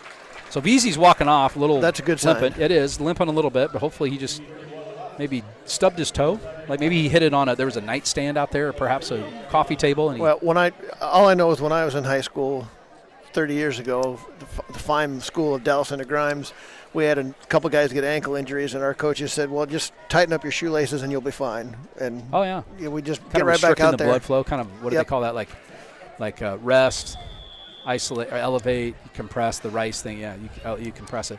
So 2nd and 10 now. With Tanner Henningsen, again, working out of the under center formation with a tight eye. We're going to give it to Tucker Hansen on the end around. He had one guy to beat, slips out of a tackle. If he can get a good angle, he's down to the 35-20. Going to be tackled well out of bounds at about the 10-yard line. Seemed a little late on the tackle, but not called. So Tigers are going to be in business here. They're right at the 10-yard line. It's going to be 1st and goal. He gets out of bounds, stops the clock, 3:23. 39 viewers, Troy. I think Roland's Story usually gets in the neighborhood of seriously 100 on theirs. Is this accurate, you think? Is it pretty accurate? I don't know. We could have all of them sound off. Easton Johnson listened in from Indiana, and I thought it was Evan playing minor league baseball. I kind of goofed that all up. So it looks like somebody's got some sort of equipment violation, I think. I'm not sure. Is there a penalty? False start. So one of the things you can't afford to do in this situation is move backwards. And we are really not doing well on spying the flags. It's been kind of an ugly first half for penalties. The Tigers, some big penalties that have cost us a lot of yards and field position. So 1st and 15 now, 1st and goal from the 15. Hearn and Carson Johnson in the backfield. They're going to pitch it out to Carson Johnson. That play didn't time real well, and Johnson's going to run into a lot of traffic. The whole timing of that play kind of got goofed up. Now you got a different tailback in there, and I'm sure some of that's just some bugs they got to get figured out. It's going to bring up 2nd and 13. We'll give Carson Johnson 2 yards there on first down. Just want to thank our friend Chad Olson for running the camera tonight, Joe Battles, and this is Trent Becker bringing you the Gilbert Tiger football game on the YouTube channel. Thanks to Troy Stout for providing technical support before the game. He plugged in all the wires and everything. Usually he makes me plug it into the outlet, so if anybody gets shocked, it's me. Nice. Hanson will go in motion. Oh, the ball's on the ground. Ball's on the ground. And Boone's got it. I saw it. So 2 things that you can't do in this situation is commit costly penalties and put the ball on the turf. Henningsen never got the snap. It bounced off his hands. It was going to be a reverse to Tucker Hanson, an inside handoff. Puts it on the turf. So Boone shoots themselves in the foot and then dodges a bullet here. They're going to get the ball back with 2:42 to go in the first half. I don't know how aggressive they're going to be here, but they could be content to go in with a 1-point halftime lead. This has been kind of an ugly but exciting first half. Fair. Do we have fans like assessment. rebelling against us? Seems like it's like the 3rd time people have swung. I'm assuming I'm talking too loudly. I don't care. They can go sit somewhere else.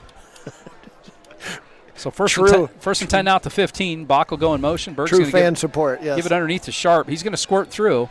Sharp's not a big kid, but he's kind of elusive and kind of hard to find. And the Tigers' defensive, while they pulled him down, they gave him 5 yards on first down. The clock will continue to roll. 2:28 to go in the first half. See how aggressive Thomas McGuire is at play calling here. Are they going to let some clock roll off? Because they're don't seem like they're in a big hurry. Like if they were going to try to score, they would be going no huddle. So they're going to let the clock. There's 24 seconds on the play clock, so they don't have to snap this until it's under 2 minutes to go in the first half. When we do get to halftime, Chad Olson's going to swing the camera around to catch the band. We're going to have a microphone on so you can hear the band, and then you're not going to hear us talk during halftime. We have no halftime show. We'll get some more superstitions in the second half. 2nd and 5, balls at the 20. Berg claps out the cadence. He's going to give to Sharp underneath again. That's actually not Sharp this time. It's 25, Ryan Ungs. And he picked up a first down. He's got about 10 yards on 2nd down. One of the Boone linemen now a little slow to get up. There's one giant of a kid. Kent Lyon, 6'3", 320 pounds. Number 30 is small and wiry, Linda. I would totally agree with that. But he's hard to find when the Tigers have had tough time identifying where he's at. So do you put it in the air here, Trent? Dave Lubber's listening in as well. Well, then it stops the clock, and you don't want it. It's first down, though, so the Tigers wouldn't get it back. They are going to throw deep down the right side. Tucker Hanson gets turned around, box out there. He caught the ball and is going to get a 15-yard pass interference call. He did catch it. Called it in with one hand. That was a fantastic catch by Tegan Bach all the way down the 35-yard line. Like Tucker was kind of hand-slapping with him.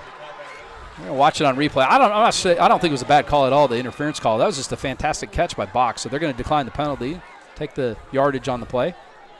They're going to be all the way down to 35. So now, with one timeout and a minute 22, they are going to be a little bit more aggressive and try to score. That might have been, let's just see what happens. Let's throw it down there. Maybe we'll get a pass interference call. That was a fabulous catch. Just a fantastic one-handed, left-handed catch. Hauled it in at the 35-yard line. Clock will wind. Let's go defense. First and 10, the ball's at the 35. They're going to give it underneath to 45. That's 45, Gage Moran. Now Boone will call their last timeout. Only got about a yard on that play.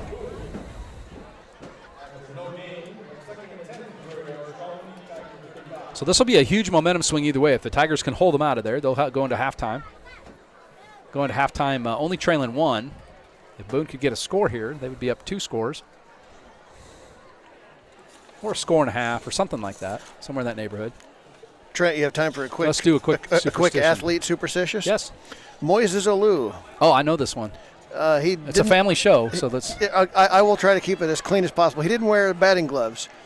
He toughened the skin on his hands by urinating on his hands. Yes. So sorry, Easton Johnson is a minor, but I don't think he'll.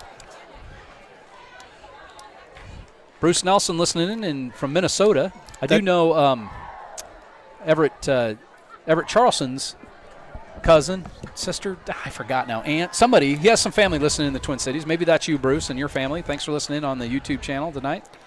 As always, all the Gilbert Tiger football games will be on the YouTube. Next week we head to Greene County. We're going to take the train. That's kind of new. We're going to take Amtrak on excellent Chicago Northwestern, Burlington Northwest, whatever that is. Back to the action now. Berg will take the shotgun snap. He's going to look to throw right. Pressure there. Meskin had him from behind, but he slips out of Meskin's grip. It's going to get run down by Carson Johnson with no gain. And Boone cannot stop the clock now. No timeouts. Under a minute to play in the first half. And the best thing that for the Tigers, that's going to take 20 seconds off the clock. Tigers trail 8-7. 50 seconds now. Boone's going to hustle up the line of scrimmage. It's third down, so I don't know if they'll spike it here because then they'd only have one more play. 42 seconds to play. Clock is running. They are going to look to throw. He drops straight back. Nobody out there. Throws it down the middle of the field. He's got a receiver out there, but it's well defended by Trey Hansen, who was in the area. Also Tucker Hansen, or Tony Torona, excuse me, on the defense. Trey Hansen also in the area. So the clock, stop the clock, 4th and 10. So if they could get a first down in this play, they could hustle up, spike the ball, probably have in the neighborhood maybe 15 seconds, 15 to 20 seconds. Do you know if they have a field goal kicker? Well, they haven't kicked one this year, so I don't think there's even an attempt. They've scored 13 points twice, and I think it was both on touchdowns and failed conversions. Okay. So this is Morgan Smith now that's in at quarterback, not Berg. They're going to throw down far down the right side. It was just completely overthrown. A little tangle of feet, but nothing called down there. That was 20 Trey Hansen in on defense. There does defense. appear to be a flag in the backfield. Usually thrown in the neighborhood of holding, and it is. Maybe holding on Boone, so that kind of takes the field goal out of play. I doubt they would have kicked a field goal from that far out anyway. So it's 4th and 10 now, 27 seconds to go. So this is kind of a dice roll. If you punt it. Wasn't that 4th down? That was 4th down. Correction. Tigers will take over. I was going to say Tigers get the ball. Troy, I'm struggling tonight. You may have to take over. I'm going to have to get you to warm up in the bullpen and come in and pitch and relief. I've really been struggling with getting numbers right and plays right. Penalties. I've been wrong on about 3 penalties. What I need from our adoring fans that we mentioned earlier is just a lot of grace. I know Easton Johnson still loves me.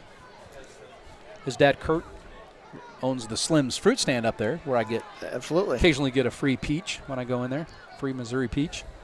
Henningson's going to throw it downfield. He drops straight back, heavy pressure, throws it way downfield. Tucker Hansen's out there, almost intercepted, a little underthrown, and well defended there by the Toreadors. Tyler Lennon, that's Quali Spor. I don't know if it's Spore or Spora, Sporaa. If you're listening from Boone, maybe Linda, you know how to pronounce that last name, the phonetic pronunciation. Good defense by the Toreadors either way. Tucker Hansen was out there, but it was going to take a pinpoint pass and a little underthrown. So are you surprised we aired it out on that play? Yeah, it might be the same thing where you just get a pass interference or something. There's some good things here. We'll see. Veazey's back in, which is good news for the Tigers. They're going to give it underneath, though, to Cooper Hearn. He's breaking tackles, going to get a first down. That'll stop the clock with 15 seconds to go. It looks like the Tigers are going to call a timeout. Scott Otter will burn one of his 3 timeouts. This is maybe where you go, hey, do we have that one play that, maybe we could get a hook and ladder? I like the hook and ladder. Well documented. My favorite play in football, the hook and ladder. So I remember Gilbert Tigers freshman football when my son was a freshman, so that'd be like a long time ago. 2009, 8 maybe. And they were playing Valley Tigers in Des Moines, and they had a 48-46 shootout at a freshman game. And oh yeah, there was some trick play they did where they moved the line out and spread them out, and it was pretty impressive. And I think they scored twice on it. Obviously you don't want to do anything to give Boone the ball. That's correct. But if you could get a play downfield, maybe get a pass interference call, and maybe get another play, you have 15 seconds left. You can probably get 2 plays here because you've got 2 more timeouts. What they can't do is get tackled shy of the line of scrimmage, shy of the first down and in the middle of the field.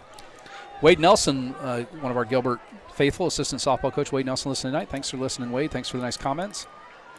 All right, spread formation. Tigers don't appear to be just going to take a knee here. Veazey will move right next to Tanner Henningsen in the backfield. He'll take the shotgun snap, drop straight back. Under pressure now. He's going to step up in the pocket. Now he's going to run. Gets hit by a linebacker just at midfield. He's going to get down to the 45, and the Tigers take a timeout. So 7 seconds. He did not get a first down. That doesn't really matter. The downs aren't going to matter here because there's only 7 seconds on the clock. So Tigers may have 2 plays. Probably more likely it's just going to be 1 play as the Toreador is on the ground wounded. We've had a few of those tonight. We hate to see those either way. We don't want to see good kids get hurt. Boone's got a lot of good kids. Linda does not know the pronunciation. What are you going to go with on that one, Troy? I think it's Spora. Spora. We'll go with Spora. I think it's Spora. Quali Spora, which is an all-name team. If he ever makes it in the... I call Mr. Thomas A.A. Ron. A.A. Ron. It's kind of like A-Ron. Sport A.A. Timothy. If you don't know what we're talking about, you're not a big fan of In Living Color, or is it Living Color, or was that... Key and Peele. Key and Peele. We're on, one of them was on in Living Color. Right. The substitute. You can type that in on the YouTube if you got time. Well, actually, don't leave the broadcast, though. We don't want that number to go down. It's been in the upper to mid-30s, which is coincidence. My age, 36. Wow. That's weird because you have a twin brother that's 51 almost. Gage Moran, who we've seen a lot on offense carrying the ball here, he's going to limp off. We hope he's okay. Trainer and one of the coaches helping him to the sidelines. So at halftime, again, we'll just Chad Olson's going to point the camera at the band, try to widen out, get the whole band here. We'll put a microphone out the window so you can listen to them, and we'll let you listen to the Gilbert High Marching Band. Byron Tinder's probably can't run both staffs on the conducting because he just had shoulder surgery. He's wounded.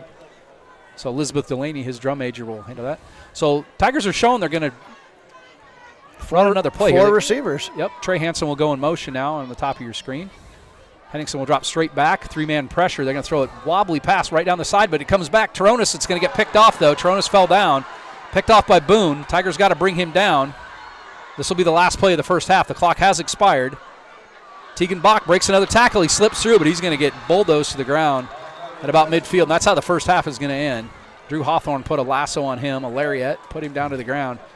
That's how we're going to end. Bach got kind of a crisp tackle by... He got a pretty good shot. The funny thing, I don't think I've ever seen Drew make that vicious of a tackle while he's playing defense. It was on as a wide receiver. That's the end of the first half. Tigers trail 8-7. We'll be back here in a few minutes. In the meantime, enjoy the Gilbert High Marching Band under the direction of Byron Tinder, drum major Elizabeth Delaney.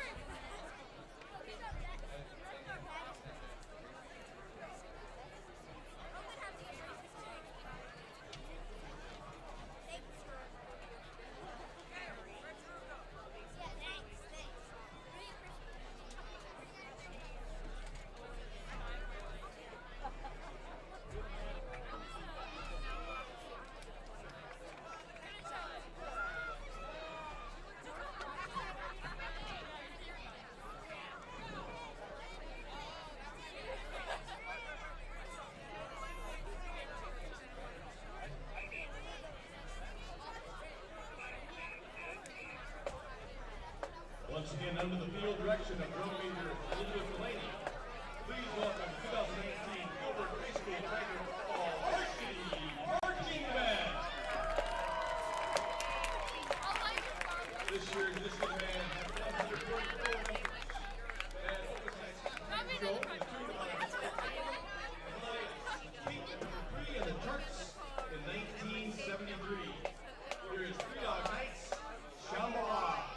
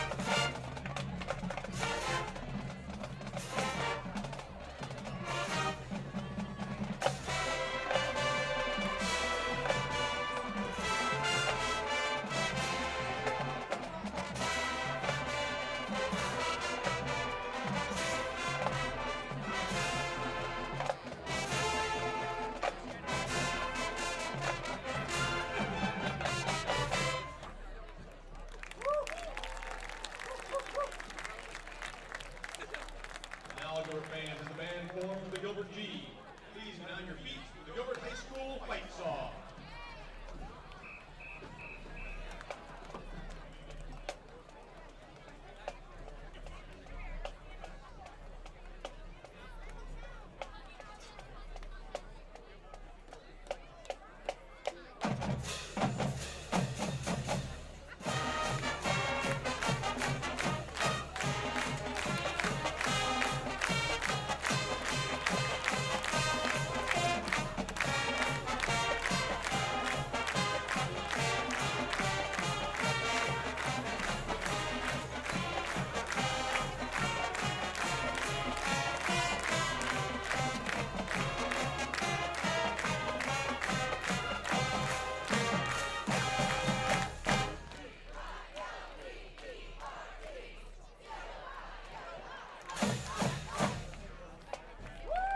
Let's hear it once again for the great sounds of your Gilbert High School Tiger football varsity marching band.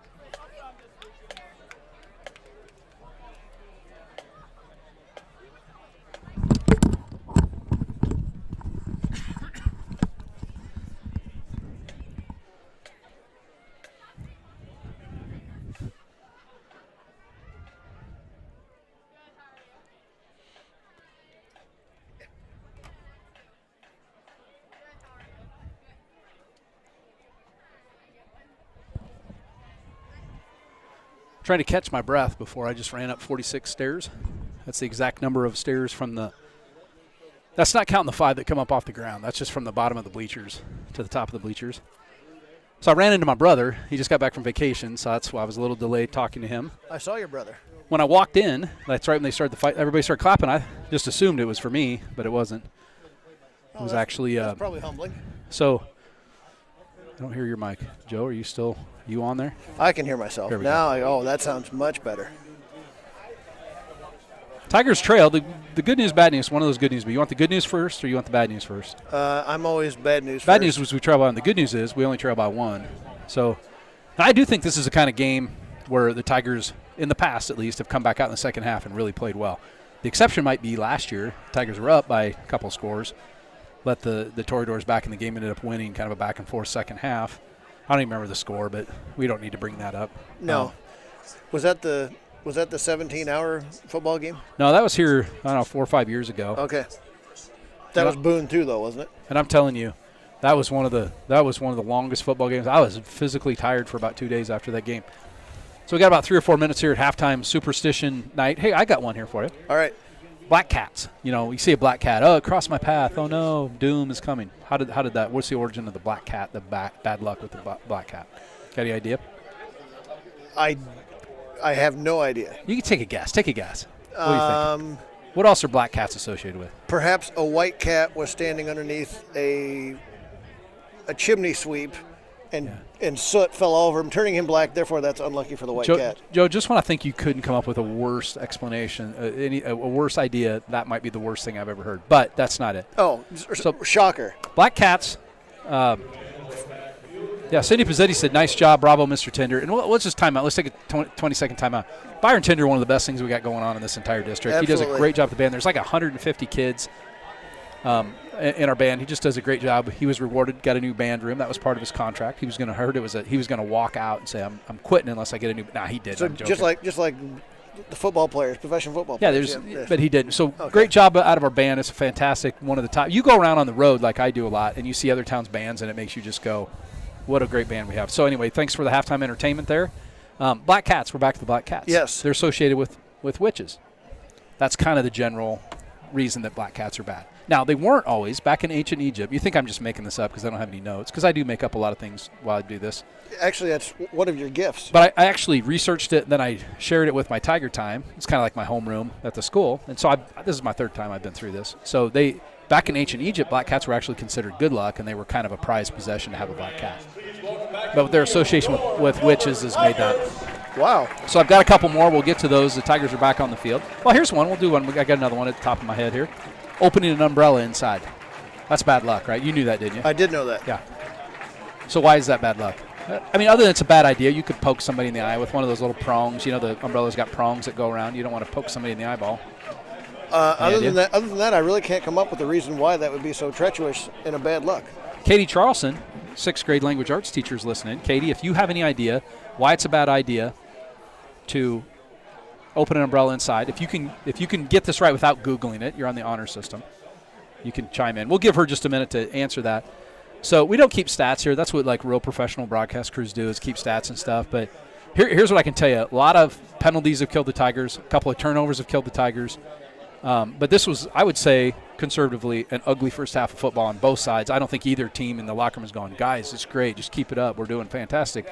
Both teams got to clean up. Joe, what do you think? And to keep up with the being ugly, we've had an ugly broadcast so far as well. Yeah, it hasn't been my best broadcast. Yes. I'm telling you. I'm a little off my game. It could be the full moon. The glare off the full moon is kind of making my eyes a little glassy. But kind of like the outfielder that misses a fly ball because the full moon got in his eyes. Yeah, or they miss a ground ball and they look at their glove and kind of look at both sides of the glove and go, wonder what happened. How did it possibly go through that webbing? Yes.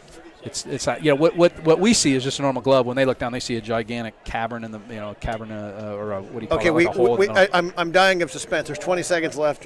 What is the umbrella? I was going to give Katie Charlson a chance to chime in. Let's wait. Let's give her a couple more minutes. Okay. Right before the kickoff, the second half, I'll put it in. So, Katie Charlson, if you're listening, if you have any idea why it's bad luck to open an umbrella, you can put it in the comments down there on the YouTube. So at the bottom. I got one for you. Can you tell me what animal foot is considered to be good luck charm? Oh yeah, it's a rabbit's foot. Do you know who it's not a good luck for? The rabbit. Yeah, it's not good luck for the rabbit. Oh, so Katie was going to go Google it, so she doesn't. I don't think she knows.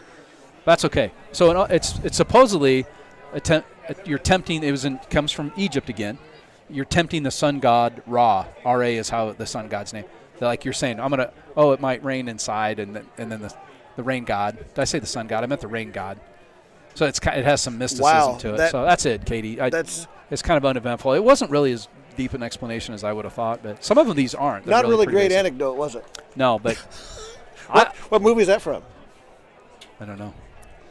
We could also incorporate movie lines because I know you're a Fletch connoisseur as well as I am. Yeah. Fletch. All right. Katie, thanks for listening in. Thanks to everybody listening in the first half. Hopefully the second half will be a little bit better on the broadcast side and a whole lot better on the football side. That's what we're hoping, and we want to see a Tiger victory. This is a non-district game, but it all goes into your RPI. That's how they do the playoffs now. It's a ratings percentage index, so your opponent's scores and then your opponent's record all plays into that. And it's all weighted, so many percent. I could explain it to you, but I'm not very smart. What we should do is brought on, like, maybe we could get Bud Legg from the Athletic Association. He's a friend. Actually, I saw it down the concession line. Did you know that the game day guys are here? At our game? Oh. Yeah. Did you not know that? I did not know that. Oh. That might be a vicious rumor. I was just perhaps. You could bring up Lee Corso and see if he could explain the ratings percentage index. But anyway, so beating a Boone team, wins obviously will always help you. But the Tigers will open district play here in a couple weeks. I can't even remember who they open district play with. Might be North Polk, I think, at home. Is that homecoming night? No, homecoming the 27th is North Polk. Yeah, that's who correct. They open the district play with. A badger foot. Well, that's good luck because nobody in Iowa likes badgers. That's the pesky Wisconsin Badgers. Bruce Nelson listening. Bruce, thanks for listening to the Twin Cities. Now, Bruce, can I ask you, are you related to the Charlesons? Because Everett said he had some family listening in the Twin Cities. You can comment down there how you're related if you'd like to. Or if you have any humorous anecdotes about Everett Charleston at Christmas gatherings or family picnics, things like that. Oh, that's good. Let's air people's dirty laundry on the broadcast. Fair game on here. I'm going to guess Everett has probably got some funny stories about him. He's a pretty entertaining guy. You were going to tell us your George McGuire story. Oh, so I get a text from George McGuire, who I have him in my cell phone. I have Thomas in there too, but I get one from. He goes, "Hey, we were going through a drawer and we found a check from Gilbert Little League to Thomas for it was a sizable check. I won't say the amount. that he forgot to cash. Is it still okay to cash? It's dated like June 11th, 2018. So it's a little over a year, 15 months. Oh, is it okay to still cash it? And I'm like, well, first of all, man, I'd like to be in that guy's shoes where you just big check. I mean, it was not $20. It was way more than that. Okay. And so I had to call Tracy Laws, who's the youth sports guy who works at First National Bank where they count. Tracy, can he cash his check? It's over a year old. Yeah, just go ahead and have him cash it. So the good news is Thomas got a little bonus this week as he was preparing for this game from Gilbert Little League. But he was one of the best Little League umpires. I don't know if he ever did any of your games, but he's really, really good umpire. Just a great kid. And I know he's the opponent, and everybody's going, oh, get off the – but Thomas is a good friend of mine, and he will be a good friend of mine a lot longer than me broadcasting football. I appreciate my relationship with all the McGuires. I kind of enjoy the McGuire family. George and I are good friends, and it was good to hear from George, even though it was kind of a weird request here. So the Tigers getting ready to kick off. Jack Dresser is going to tee it up, kicking from your right to left on the YouTube channel.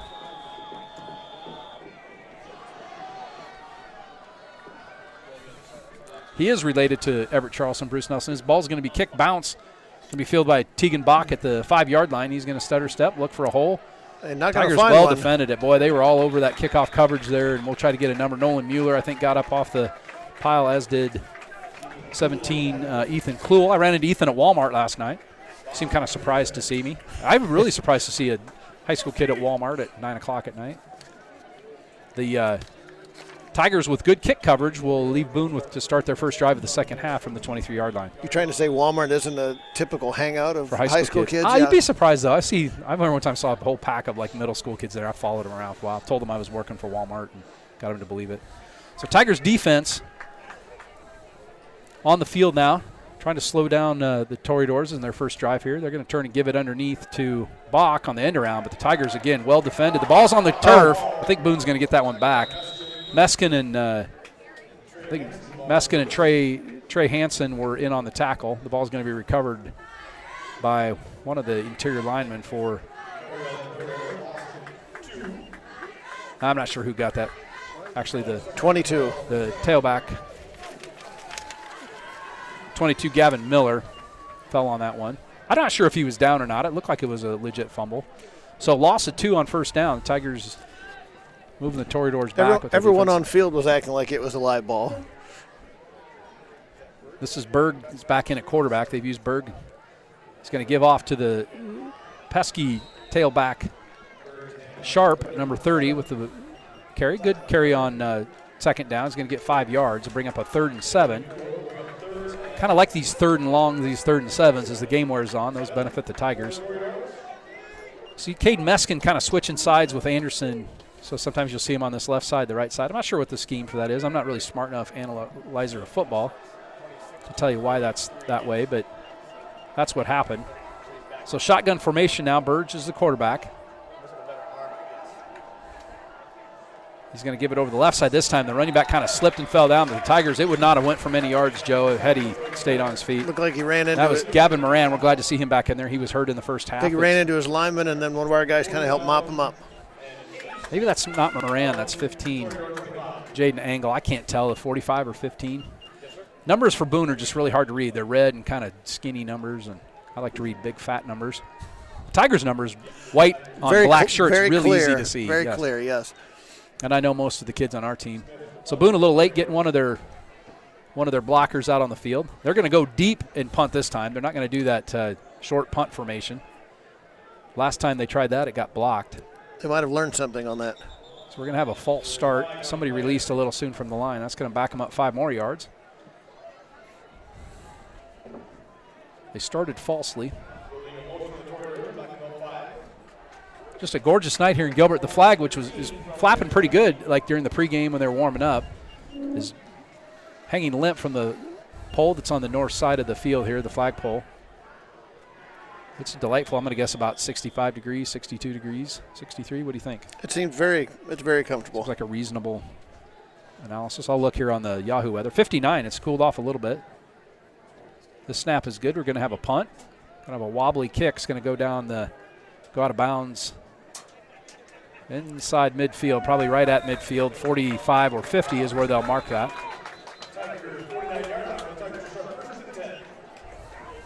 Do we have a flag on the field? There is another flag. So generally on punt returns, it's thrown on that's some sort of holding or blocking infraction. It's blocking the back on the Tigers. Another one of those costly penalties, Trent.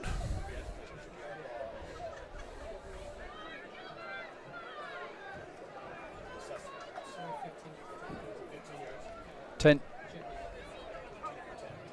10-yard penalty. We'll march it back to the 39-yard line where the Tigers will start 1st and 10. 9:50 to play in the 53 to play in the first half. Joe Battles helping me out tonight, as is Chad Olson. We appreciate Chad's efforts on the camera. Chad coached a football team, run over here to run the camera. He's going to drive Uber for 3 hours, and then he goes into Donut Land and makes donuts at 3 a.m. He's kind of got a busy night in store for him.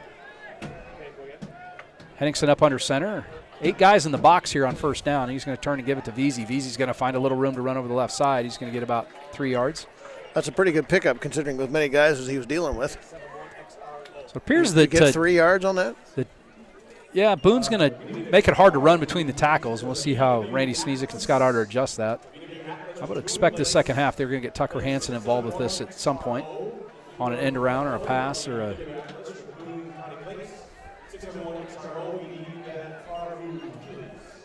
Ball's at the 43-yard line now, 2nd and 7. Brennan Ergenreiter in at tight end. Alex is snapping the ball between his thighs to Tanner Henningsen. Henningsen will roll right. Under pursuit, he's going to throw it out in the flat. Looked like that might have been, is there a flag on that play? There was not. It looked like he tackled him before the ball was there, yes. I may have not seen it. It was all the way on the far side, and there's 100 years worth of eyeballs here looking that way, so we may have missed that. It doesn't really matter what we think, Joe. The officials didn't call it. It's 3rd and 7 now. 9:08 to play in the third quarter. Tigers trail by 1, 8-7. If you're just joining us, thanks for listening in here on the YouTube, the Tiger Broadcast Channel. Henningsen will work out of the shotgun now with Veazey right next to him. Now Veazey's going to step up next to him. He's behind him. Snap to Henningsen. He's going to drop straight back to throw. He's got time now. He's got a receiver out there, but he overthrows him. It's going to be intercepted. Nope. Did he drop it? No, he did. He did intercept it. I couldn't tell if he dropped it. He's trying to get to Tony Taronis, but overthrew him, and it was intercepted down there by Garrett McKnight on the far side. So a couple of interceptions here tonight have kind of stung the Tigers. They'll turn the ball back over to Boone. Probably as good as a punt if we'd have punted on 4th down. If that was incomplete, then we punt. I'm going to guess field position would be the same. I'm kind of a glass half full kind of guy, and I'm going to look at it that way. That is a good positive spin on that.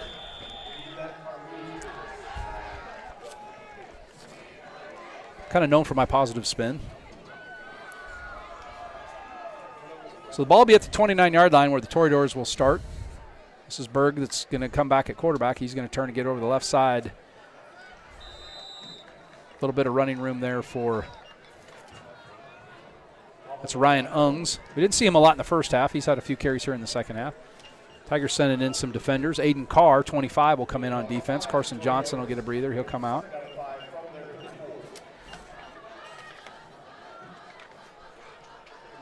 Five yards on first down will make it 2nd and 5. Ball's at the 34. Clock running at 8:33 to play in the third quarter. Berg's going to give it underneath this time to Sharp. He's going to run into some Tiger defenders. Mueller, I think, is there. Meskin, most of the defensive line. That was a good stop, but pretty much whole defensive line there. 45 Cooper Hearn gets up off the bottom of the pile, as he does quite often. 69 Jacob Teresi also in on the tackle. Tigers have got a favorable 3rd and 5, probably a short 5, 3rd and 4.5. Ball's at the 35-yard line.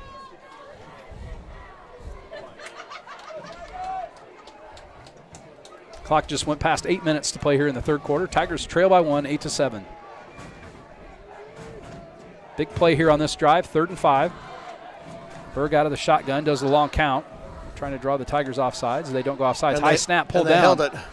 And he's not going to get the first down. That's 25 Ungs again. He's going to bring up a 4th and 1. So I don't know how Thomas McGuire, if he's it looks like they're going to punt, though. They're sending in some subs. Morgan Smith, the guy who started at quarterback, has handled some punting, but Morgan Smith maybe on 4th and 1. Maybe they're going to go for it. I don't know at this point. I've been wrong every time. They are going to go for it. They are going for it. So I look for him to go on a long count. You got a tight I formation. Smith's going to take the snap and bowl forward. He's going to have the first down. He needed to get to the 39. He's going to get all the way to the 40, pick up the first down. So they bring Morgan Smith, must be kind of the running quarterback. He's going to go out, and Berg will come back in. So I had a request via text. Can we confirm how many turnovers the Gilbert Tigers have had tonight? 1190. Probably 3. I think they've had a fumble and 2 interceptions, if my math is correct. We don't keep stats. I tried to do it one time, and I don't watch the game as well. And we're amateurs. Correct. The Toreadors, after the first down, now they'll come back. There's a big hold on this side. The entire Tiger fan base saw it. I believe so did the referee. They got it. They did throw a flag. They did get the flag.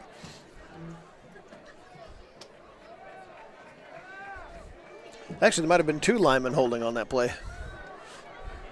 So that's going to march it back 10 yards, which will mean the Toreadors are going to need 20 yards to get a first down. It's going to be 1st and 20. So they didn't get any yards. I guess you could think about, but you definitely want to play field position here, so they'll take the penalty on first down. If it was 3rd down, it definitely would decline that.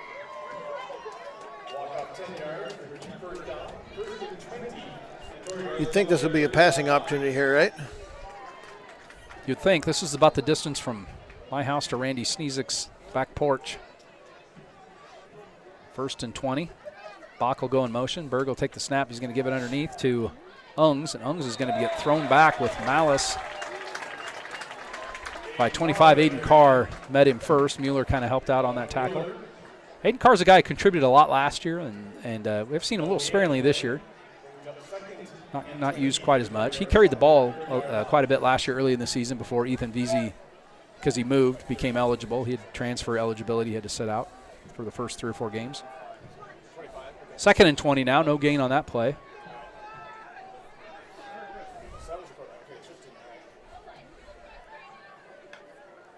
This is Morgan Smith back in at quarterback. He's going to look to throw, steps up in the pocket. Going to look to run. He's going to get back. Pretty good gain, actually, on 2nd down. Going to get about 7 or 8 yards. Morgan Smith, the running quarterback that we just said, dropped back to pass, so what do we know? Actually, there was really good defensive coverage on that play, too. That basically his only option was to run it. Trey Hansen, the cornerback at the bottom of your screen, Tony Taronis. And Tucker Hansen do the big chunk. Drew Hawthorne also at safety does a little pass coverage. So now 3rd and 13. Morgan Smith will take the snap. He's going to give it underneath to 30 Sharp. Sharp got through that first line, as he's done most of the time, but got grabbed by a linebacker. I believe that was 33 Anderson in on the tackle. That'll bring up 4th and about 9. So it was 1st and 20. Now it's 4th and 9. So they get 11 yards back, but they're definitely in a punting situation. Morgan Smith. It looks like they're back actually in the punt formation. The deep snap. They were doing. Remember Iowa back in the Hayden Fry era? They had Gary Koster-Ball. I remember that specifically. They would do a very short, and he would just catch the ball and kick it. Looks like the Tigers are going to have to take a timeout. I'm not sure if they had the wrong personnel on the field. 2, 3. They had 11. Maybe they only had 10 guys out there. No, they had 11. Anyway, they take a timeout at 4:42. So, hey, the ladder. You shouldn't walk under a ladder. Do you know why you shouldn't walk under a ladder? There's several reasons, but the superstition behind that. I do not know. Now, I would have thought it would be because some guy's painting above you. He's going to drop a can of paint on your head. And that Correct. would hurt and get you all dirty, ruin your clothes. Or, maybe he's got a hammer and nails. He drops the hammer, something like that. That's not actually Or the reason. ladder, one of the rungs would give out, and you'd have a gentleman fall on top of you. Kind of like Wile E. Coyote in the road, where the ladder, all the rungs break on that. Correct. Something crazy like that. That's not the reason that I read. It was. You have any ideas, first of all? I have not. I do not. It's because the shape that it makes. You got the ladder, you got the wall and the floor. It makes a triangle. And it has spiritual ramifications of the Trinity and breaking the Trinity. He seems like kind of a stretch to me. That's what I've read on the internet, so that's what we're going with. Let's get back to the action. Hold that thought. After we'll have a change of possession. Well, we know nothing on the internet is incorrect. Nope. Because Al Gore invented it. Morgan Smith catches it, boots a wobbly punt. It's going to bounce at about the 30 and take a great Boone bounce, as all the punts have done tonight. It's going to roll out of bounds at about the 14. Nice favorable bounce on that one. So do you know the superstition behind finding a 4-leaf clover? Yeah, it has kind of Irish origins, I think. Is it like on St. Patty's Day, you got the four-leaf clover? That's good. According to some traditions, a young woman seeking a husband should go in search of a four-leaf clover. Why? Well, I don't know. The first unmarried man she encounters after eating the clover will be the one she will get married to. We need a little bit more than that. That seems a little sketchy. Most of these are. Have you noticed when you did the research? All this is a little bit sketchy. Well, considering our source is probably Wikipedia and the internet, yes. I'm not really fact checking very much this evening. So Tanner Henningsen up under center. He's going to turn and give it to Veazey over the left side. Veazey gets caught from behind, but he's going to push forward and keep pushing forward. Going to get out to the 20, pick up 4 or 5 yards on first down. So Tigers have not had much luck passing the ball tonight, and in a slugfest, 8-7. The difference in this is a 2-point conversion after a touchdown that the Toreadors, both teams scored in the first quarter on consecutive drives, I believe, and that's been all the scoring tonight. And it's been really dry since then as far as the scoring. Both teams kind of playing a little bit sloppy tonight, some turnovers and penalties. Fake to Veazey. Now Tucker Hansen's got it on the reverse. He's got to get upfield. He does. Breaks a tackle. He's going to get a first down. Kind of made a decision to not go outside, kind of cut it back inside and gets the first down. So, Trent, have you ever seen the movie Big Fat Greek Wedding? I have. And during the Greek wedding ceremony, all these 100% authentic Greek people are spitting on the bride and groom. Spitting on them? Spitting. Spitting is evidently a good luck charm against evil. There you go. Wish you good luck, Joe. No, I didn't spit on him. It was a joke. First and 10 now. Ball's out at the 27. 3:40 to play here in the third quarter. They're going to fake it to Veazey. Henningsen will roll to his left and look downfield. Throws it out. Cooper Hearn was out there, but that was just a throwaway to avoid the sack. Threw it at Cooper Hearn's feet. It's going to bring up second and 10. Got a trivia question. It's 8-7. Tina Beard's listening. 8-7. Tigers trail. Boone here. 3:35 to play in the third quarter. Everett Charleston, he coached for the Mesa Ridge, Colorado High School, the Grizzlies.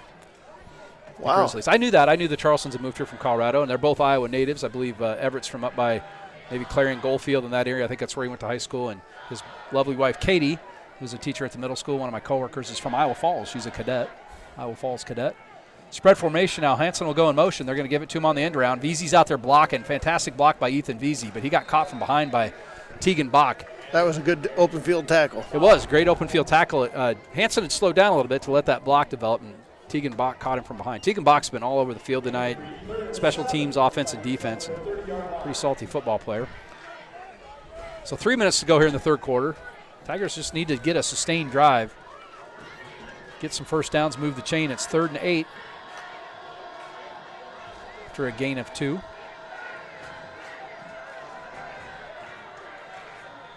Henningsen's going to drop straight back to throw. Throws it out to Veazey in the left flat. He's got a little bit of room to run. Veazey's going to have the first down.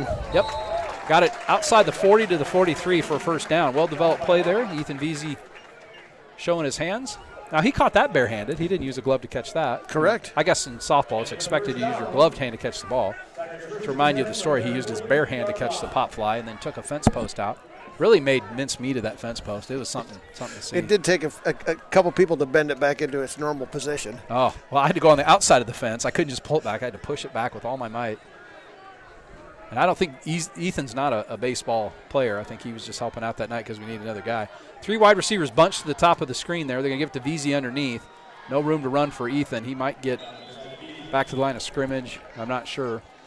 So the whole idea there was to draw some defensive attention to the 3 wide receivers who would split to the right and then run Veazey underneath, but it didn't work. So I put a line through that play. So Trent, I got a question. Were you an athlete in school? A little bit. Played a little baseball. Did you have any kind of ritual you went through before any game? Yeah, I'll tell you that in just a second. We'll wait till after this play, and I'll tell you. I only had a couple. Kind of silly. 2nd and 9 now. Clock under 2 minutes. Henningsen will drop straight back to pass. Plenty of time to throw this time. Now a little pressure. He's going to roll to his right. Throws it back across his field, and it's almost got intercepted again. He tried to get it to, I believe, Trey Hansen in the middle of the field, but underthrew it almost into the hands of a Toreador. Yeah, I wore the same socks, the same shorts underneath my uniform, same sweatbands. Like, I never changed anything up like that, but I wouldn't say any major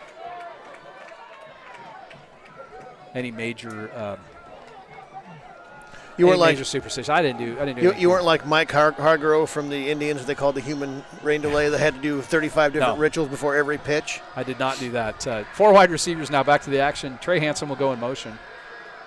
Henningson's looking to throw, drops straight back, heavy pressure, throws it across the middle of the field. He's got Trey Hansen there, knocked away at the last second. Well defended. They did have Trey Hansen open for a second. That was Paulie Spora on the coverage. That defender closed on that gap really quickly. That was a good defensive play. He did. Trey Hansen was open for just a second, and Qualley had come in. It's going to be 4th down now. Tigers are going to be forced to punt this one away. 1:42 to go here in the third quarter. And just an old-fashioned kind of slugfest tonight, a brawl. Nobody's really done anything that's going to make the Channel 13 plays of the week. Carson Johnson will head in motion to the north side, or to the east side. Veazey's going to kick this one. A high booming kick. Fantastic punt. Fair catch caught for by Tegan Bach. It was interesting.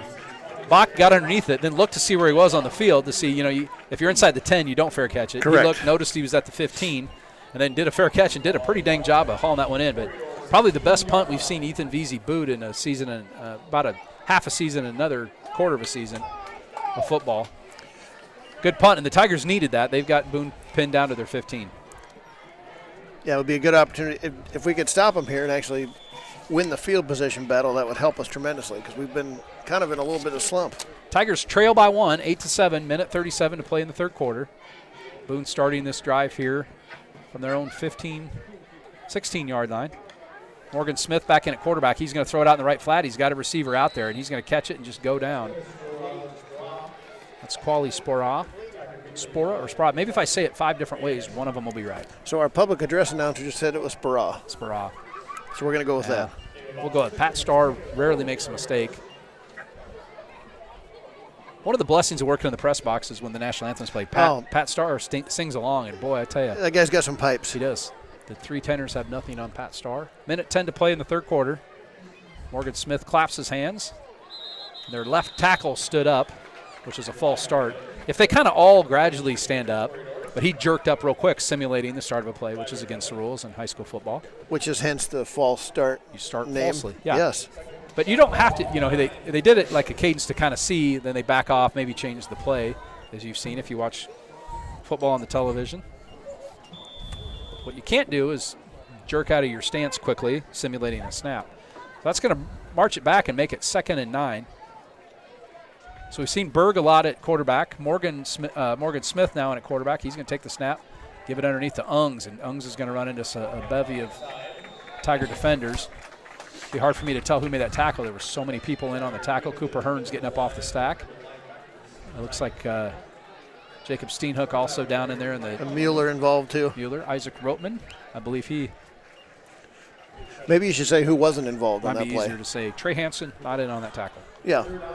No offense to Trey, but he was 20 yards downfield. This will probably be the last play of the third quarter unless it's an incomplete pass. 18 seconds, and the clock's running. Torridors will run 3 wide receivers right, 1 left. Morgan Smith surveying the Tiger defense, and he'll step up and begin his cadence. Or are they just going to let? I don't know if he's going to let the I don't clock think the run. math's going to work. Can't. That's delay a game. So there was about the 2/10 of a second difference Yes. between the play clock and the game clock, and I think Morgan Smith was just going to let the. Oh, the ref's going to give it to him, waving it off. So they were going to call it. So they were just letting the game clock run out. Well, I thought there was a positive, like where it was. It appeared that it was. That there was more time on the play clock than the game clock. Right. Or on the game clock than the play clock, so it would have. They could have ran a play, but they waved it off. I don't know what happened. I'm not really good with big numbers. Trent, I got a superstitious athlete, another athlete for you. Kevin Romberg, you ever heard of him? I haven't. He was a baseball player, not very well known. Yeah, I don't know him, and I know a lot of baseball players. But he had a superstitious that if someone on the team touched him, he had to immediately touch them back. And that sounds like OCD. That's not even a superstition. Well, it became an inside joke for the players. They'd walk out on the field, and as they're walking out of the dugout, they'd touch him and then run out in the field, and he'd to chase him. He'd be convulsing and twitching. I have to go finish this transaction. That's kind of mean. Hey, here's a group of people that are working hard tonight. The student managers. So I'm going to tell you who those guys are. Katie Gescheidler, Lauren Whelan, Megan Jenkins, Ryan Hinderacker, Hallie Nissen. I saw her walking off. That's what made me think of it. Hallie Nissen, delightful young lady that I got to know when I worked at the middle school. Kylie Franzen, her dad is one of the coaches, and Lexi Anderson. Thanks for all the work you do. Easton Van Cleve, Mason Griffin, ball boys tonight. All right, Tigers defense. Big play, 3rd and 6. Showing blitz. Passing situation, passes across the middle. It's going to be knocked down. Broken up by the Tigers. Almost caught, almost intercepted, but knocked to the turf. That looked like Tony Toronis had picked up a running back who came out of the backfield, and thankfully he did because there was some room in the middle of the field. And now the Toreadors are going to have to punt. 4th and 6 from their own 20, and the Tigers should get decent field position. Tucker Hansen will wander back at about midfield to catch this punt. It's a pretty good time to just maybe not put pressure on the offensive score and maybe just run this punt back. I'd be okay with that. Tucker Hansen certainly has the skills to do it. Punt is a short one.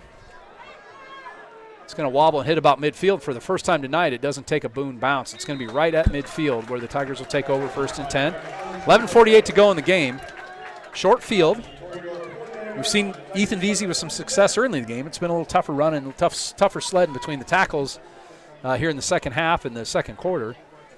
So we might just see if we can get Tucker Hansen involved in the offense here. Something outside. The ball. Yeah, we're getting outside.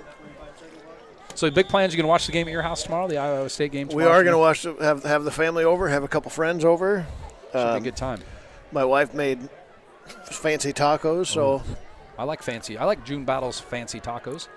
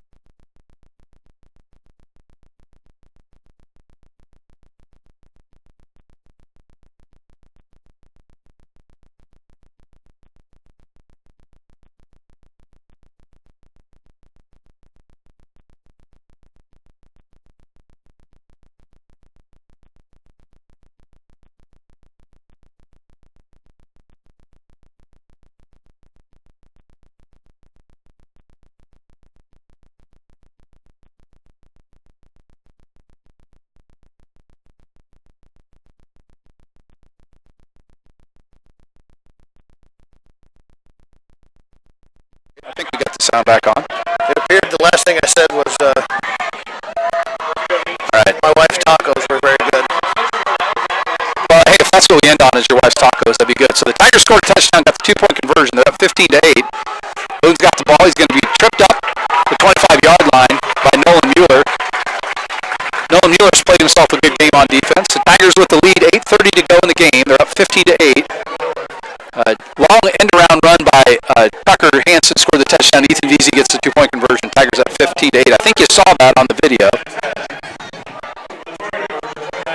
I think we have sound. There's a little bit of a delay.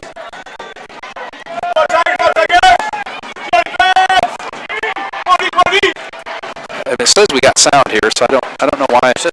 My wife says it's there but shaky. That's long throw downfield. It's going to be way overthrown. Tigers are going to force either a punt or a 4th and